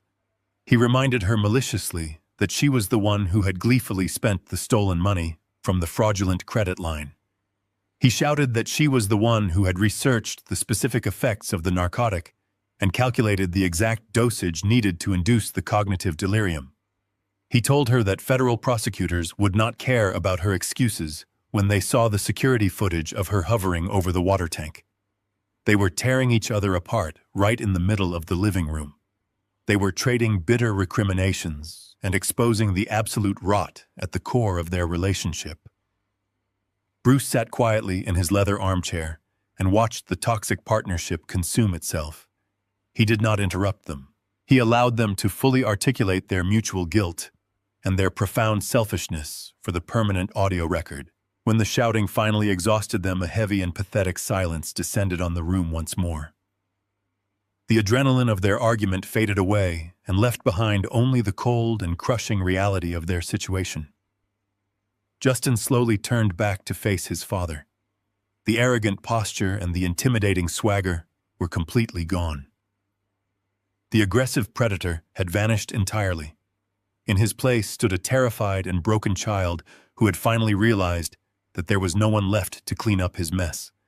His shoulders slumped forward and his hands shook violently at his sides. He took a hesitant step toward the oak coffee table. He looked at the thick leather folder containing the irrevocable trust documents and the certified toxicology report. He looked up at Bruce, and the tears welling in his eyes were finally genuine. They were tears of absolute and unadulterated fear. Justin fell to his knees on the edge of the Persian rug. The expensive fabric of his suit trousers crumpled against the floor. He clasped his hands together and began to beg. The transition from ruthless extortionist to weeping supplicant was incredibly rapid and entirely pathetic. He pleaded with Bruce to stop the legal machinery. He begged his father to call the attorney and withdraw the criminal complaint. He sobbed that he was incredibly sorry and that he had only acted out of severe financial desperation. He claimed that he was drowning in debt and could not see any other way out. He implored Bruce to use his massive wealth to pay off the fraudulent credit line and make the bank investigators disappear. He reminded Bruce that he was his only son. He asked how a father could possibly send his own child to a federal penitentiary. Rachel immediately joined the desperate chorus. She abandoned her attempt to blame Justin and rushed to stand behind him. She clasped her trembling hands together and begged Bruce to show them mercy. She pleaded for the fatherly protection they had callously discarded just days prior. She cried that they would lose everything and that their lives would be completely destroyed if the grand larceny and identity theft charges proceeded. They were actively demanding that the man they had attempted to chemically lobotomize and permanently institutionalize suddenly become their savior. The sheer audacity of their begging was breathtaking. They expected the unconditional love of a father to shield them from the severe legal consequences of their own malicious and premeditated crimes. They believed that shedding a few desperate tears would instantly erase the fact that they had intended to lock him in a psychiatric ward for the rest of his natural life. Bruce let their pathetic sobbing wash over him. He did not feel a single ounce of pity or paternal obligation. The unconditional love they were currently appealing to had been systematically murdered by their own actions. Bruce placed his hands flat on the armrests of his leather chair. He pushed himself up slowly and stood to his full height. His posture was perfectly rigid and utterly unforgiving. The tailored charcoal suit emphasized the broad and solid line of his shoulders. He looked down at his weeping son kneeling on the rug and his terrified daughter-in-law standing behind him. He did not raise his voice, but his tone was as cold and sharp as cracked ice. Bruce informed them that the time for negotiation had expired the exact moment Rachel poured the sedative into the water tank. He stated that he would not make a single phone call to his attorney. He would not spend a single penny of the trust assets to clear the fraudulent debt Justin had amassed. He calmly reminded them of a specific text message they had sent him just a few days ago when they first initiated their campaign of isolation. He repeated their own callous words back to them with crushing precision. He noted that they had explicitly stated they were too busy with their own important lives to deal with his existence. They had demanded that he stop bothering them because they simply wanted peace. Bruce looked at the glossy photographs of the attempted poisoning and the certified medical documents resting on the table. He looked back down at the ruined couple kneeling before him. He told them that he had finally understood their request perfectly. He stated that by removing his wealth from their reach and allowing the federal authorities to handle their criminal behavior, he was permanently removing himself from their lives. He was stepping entirely out of their way so they could face the absolute reality of their choices alone. Bruce informed Justin and Rachel that he was officially granting them the exact peace they had demanded. He told them to get out of his house and never return. The shrill wail of a police siren suddenly shattered the suffocating silence of the living room. The noise cut through the quiet suburban neighborhood and bounced violently against the thick glass windows of the house. Bright flashes of red and blue light began to strobe aggressively across the front lawn. The spinning colors pierced through the sheer curtains and threw frantic shadows across the Persian rug, where Justin was still kneeling. Bruce did not flinch at the deafening noise or the blinding lights. He had expected them. His attorney Stanley operated with the ruthless and mechanical precision of a military clock. Stanley had watched the entire extortion attempt unfold on the secure surveillance feed and had instantly dispatched local law enforcement to secure the hostile zone. Heavy and commanding footsteps thudded against the wooden planks of the front porch. 3 massive knocks shook the solid oak door. Justin scrambled to his feet. His chest heaved with blind panic as his eyes darted wildly around the room, looking for an escape that did not exist. Rachel pressed her back firmly against the hallway wall and wrapped her arms tightly around her stomach. She was hyperventilating and staring at the front entryway as if a monster were about to break through the wood. Bruce walked with slow and deliberate steps past his trembling son and opened the door to his home. 2 imposing police officers stood on the threshold. Their expressions were carved from cold stone.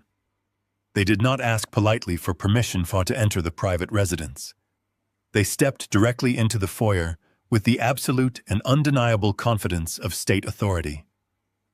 The lead officer held a thick manila envelope in his right hand. He immediately scanned the living room and locked his stern gaze on Justin and Rachel. He did not care about their expensive tailored suits or the affluent suburban setting.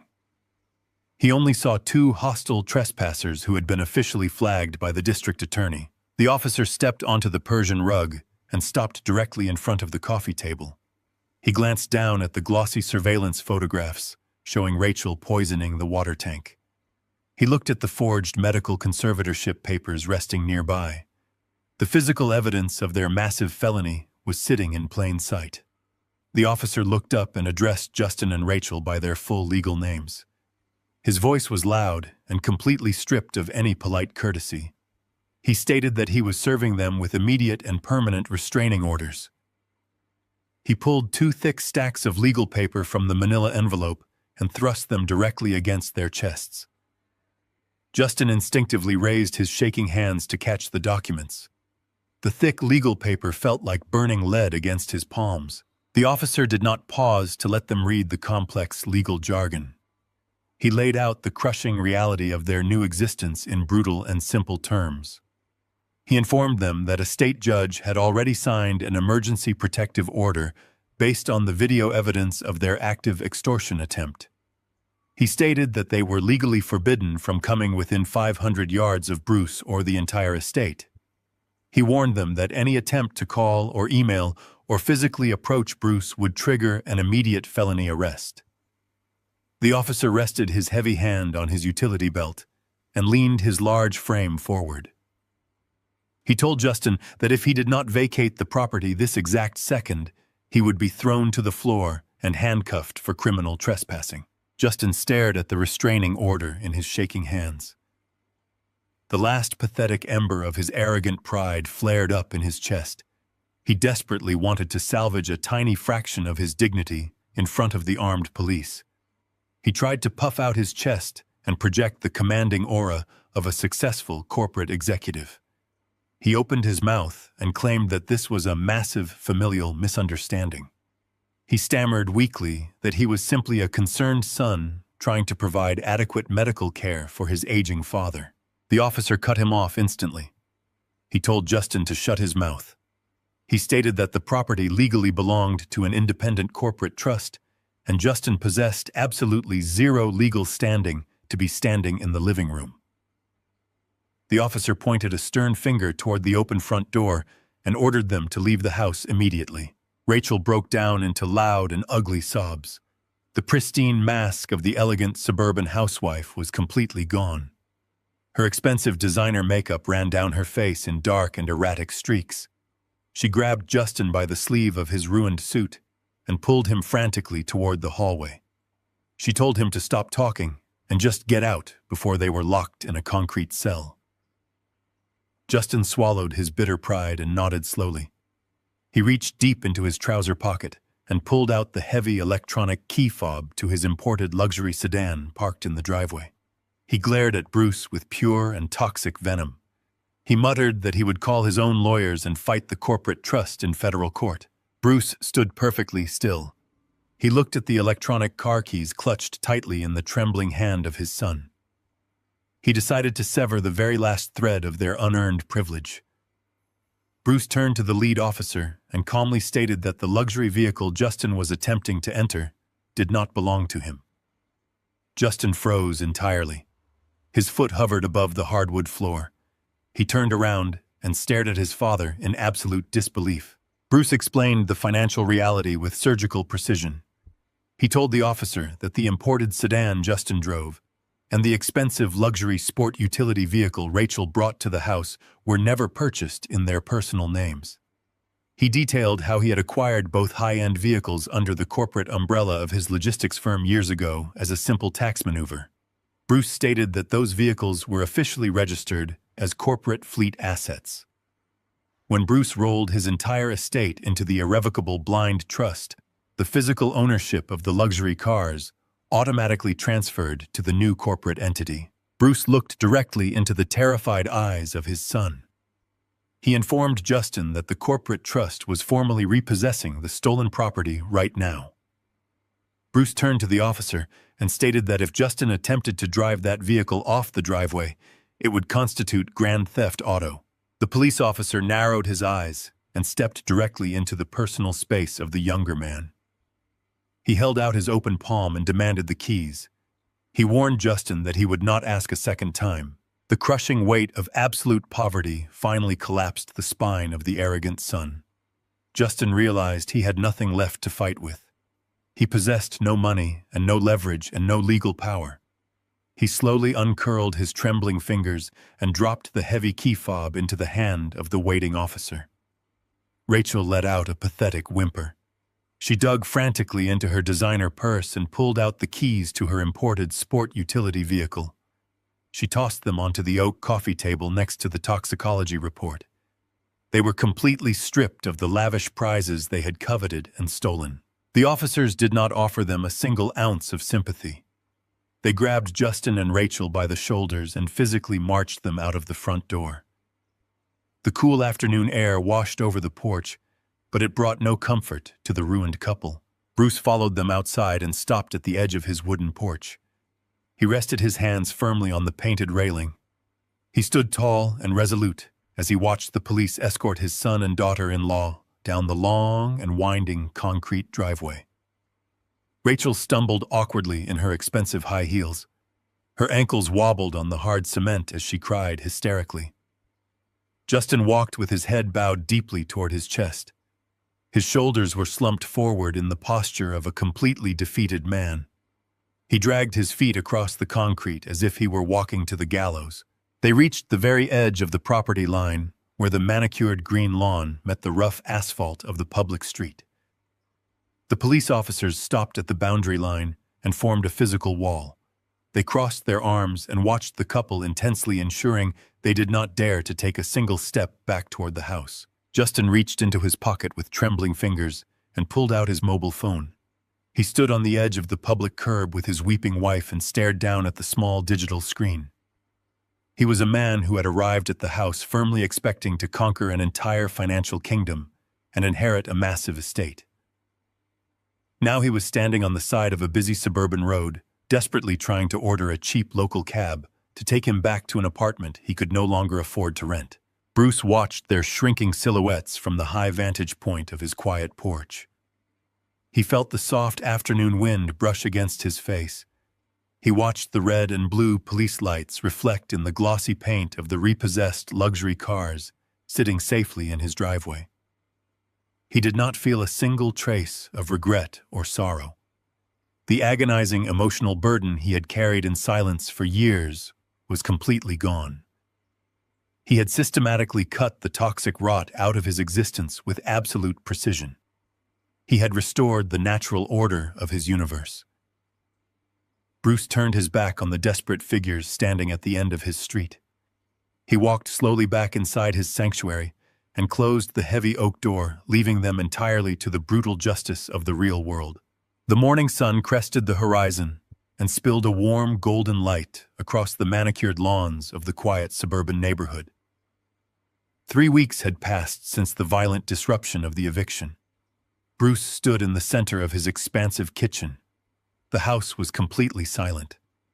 It was not the heavy and suffocating silence of a man waiting for the next psychological blow. It was the deep and resonant quiet of a sanctuary that had been successfully defended and permanently secured. Bruce reached for the glass carafe resting on the granite countertop. He filled it with pure filtered water from the tap. He watched the clear liquid cascade into the glass. He felt a profound sense of relief, knowing that his primary drinking supply was no longer a weapon of chemical warfare. He poured the water into the reservoir of his coffee machine and listened to the gentle hum of the heating element. The simple and mundane routine of brewing his morning coffee felt like a profound victory. He had fought a silent and grueling war to preserve his right to exist in this exact space. He opened a small wooden cabinet and retrieved a ceramic mug. He poured the dark and steaming coffee into the cup and felt the comforting heat radiate through the thick ceramic and warm his steady hands. He took a slow sip. The rich and bitter flavor grounded him in the present moment. He was safe. He was autonomous. He was entirely in control of his own destiny. Bruce walked slowly out of the kitchen and entered his formal dining room. A neat stack of crisp white legal documents rested in the center of the mahogany table. They had been delivered the previous afternoon by his attorney, Stanley. Bruce sat down in his heavy wooden chair and placed his coffee mug carefully beside the papers. He did not need to read them to understand their contents. Stanley had already called him to confirm the absolute victory. The massive and fraudulent home equity line of credit that Justin had illegally opened had been completely expunged from the permanent financial record. The commercial bank had officially recognized the transaction as a malicious act of identity theft. They had formally severed all financial liabilities, connecting Bruce to the stolen funds. His flawless credit history had been fully restored by the major reporting agencies. The beloved property he had built with his late wife was entirely unburdened by debt. It remained securely locked within the impenetrable legal fortress of the blind trust. The corporate board of directors managed the assets with absolute precision and guaranteed that no predatory family member would ever be able to access a single penny. Bruce ran his fingers over the smooth surface of the top document. He felt the embossed seal of the notary public. The legal paperwork represented the ultimate restoration of order. He had used the vast architecture of the financial system to build a defensive wall that could never be breached. The sheer audacity of the forgery had stunned even the seasoned fraud investigators at the commercial bank. They had reviewed the medical proxies and the digitally altered signatures with complete disbelief. Justin had left an undeniable trail of digital fingerprints across the banking servers. He had used his own corporate terminal to initiate the wire transfers. He had routed the stolen capital directly into the failing accounts of his software startup. It was a remarkably sloppy and desperate maneuver, executed by a man who falsely believed he was invincible. The investigators had assured Stanley that Bruce would never spend a single moment fighting collection agencies or defending his property rights in civil court. The bank had assumed the entire financial loss and immediately redirected their massive legal department to hunt down the true culprit. Bruce felt a deep sense of validation. His infinite patience and meticulous preparation had saved him from months of bureaucratic torture. He had weaponized the truth and allowed the system to perform its natural function. Bruce took another slow sip of his coffee as his thoughts shifted toward the architects of his attempted destruction. He did not harbor any lingering anger toward his son or his daughter-in-law. Anger required an emotional investment that he was no longer willing to provide. He only felt a cold and objective awareness of their current reality. The absolute ruin that Justin and Rachel had brought upon themselves was staggering in its magnitude. The arrogant software startup that Justin had desperately tried to save had completely collapsed. The venture capital investors had instantly fled the moment the federal criminal investigation became public knowledge. The corporate creditors had descended upon the hollow shell of the company and liquidated every remaining asset. Justin was entirely bankrupt. He possessed no income and no leverage and no corporate status. He had lost the luxury vehicles and the expensive country club memberships and the lavish lifestyle he had built entirely upon a foundation of sand. But the financial devastation was merely the beginning of his punishment. The Commercial Crimes Unit had meticulously assembled the evidence Bruce had provided. The high-definition surveillance footage and the certified toxicology reports and the forged property authorizations had painted an undeniable picture of premeditated malice. The federal prosecutor had officially indicted Justin on multiple counts of grand larceny and wire fraud and aggravated identity theft. The authorities had also charged Rachel with premeditated aggravated assault and the attempted poisoning of a vulnerable senior citizen. They were no longer affluent suburban socialites living a life of unearned privilege. They were criminal defendants facing decades in a federal penitentiary. The social circles they had desperately tried to impress had completely abandoned them. The affluent friends who used to attend their lavish dinner parties now pretended they did not exist. The crushing isolation they had attempted to force upon Bruce was now their own permanent reality. Bruce knew that their impending trial would be a brutal and public spectacle. The prosecution would lay bare every single toxic manipulation and every calculated lie they had spun. They would be forced to stand before a federal judge and explain exactly why they had attempted to chemically lobotomize and permanently institutionalize an innocent man. Bruce would not be present in the courtroom to watch their final humiliation. He had absolutely no desire to witness their ultimate downfall. He derived no sadistic joy from their suffering.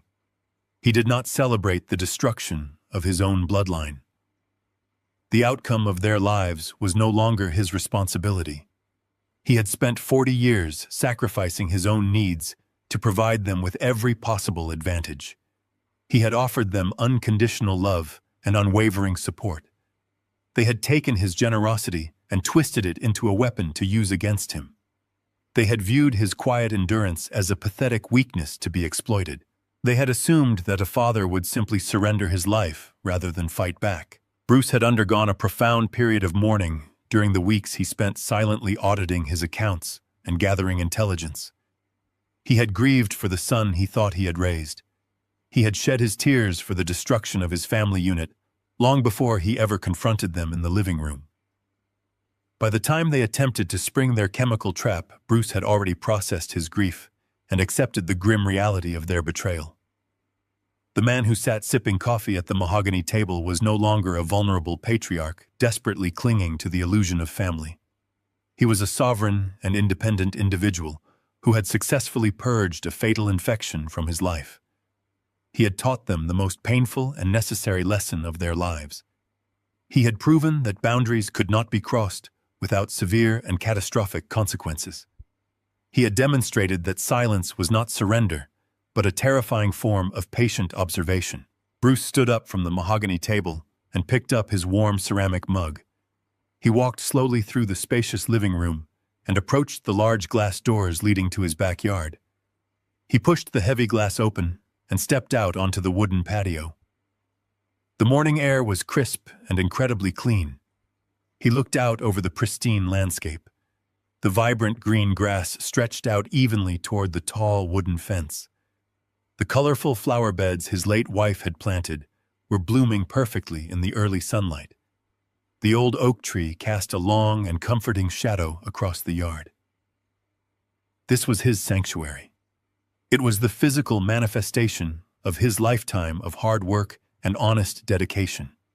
It was a space that demanded respect and commanded dignity. Bruce stood near the edge of the patio and breathed in the fresh air. He felt a profound and restorative weight settle over his shoulders. It was the weight of reclaimed autonomy. He was no longer a prisoner in his own home. He was no longer a victim waiting for the next predatory attack. He had successfully inverted the power dynamic and crushed the arrogance of those who had sought to destroy him. He had protected his sacred memories and secured his physical freedom. The toxic elements that had poisoned his existence were permanently excised. Bruce took a final sip of his coffee and smiled softly at the quiet beauty of his garden. The war was officially over. He had defended his kingdom with absolute precision. He closed his eyes and listened to the gentle rustling of the oak leaves in the morning breeze. He had finally achieved the ultimate and hard-won peace that he rightfully deserved. This story illuminates a profound truth about the nature of family and the necessity of boundaries. True love requires mutual respect and honoring the dignity of those who nurtured us. When greed and entitlement replace gratitude, blood ties lose all their inherent value. The greatest demonstration of self-respect is the willingness to walk away from those who actively seek to cause harm regardless of their relation. Justice does not always require shouting or vengeance.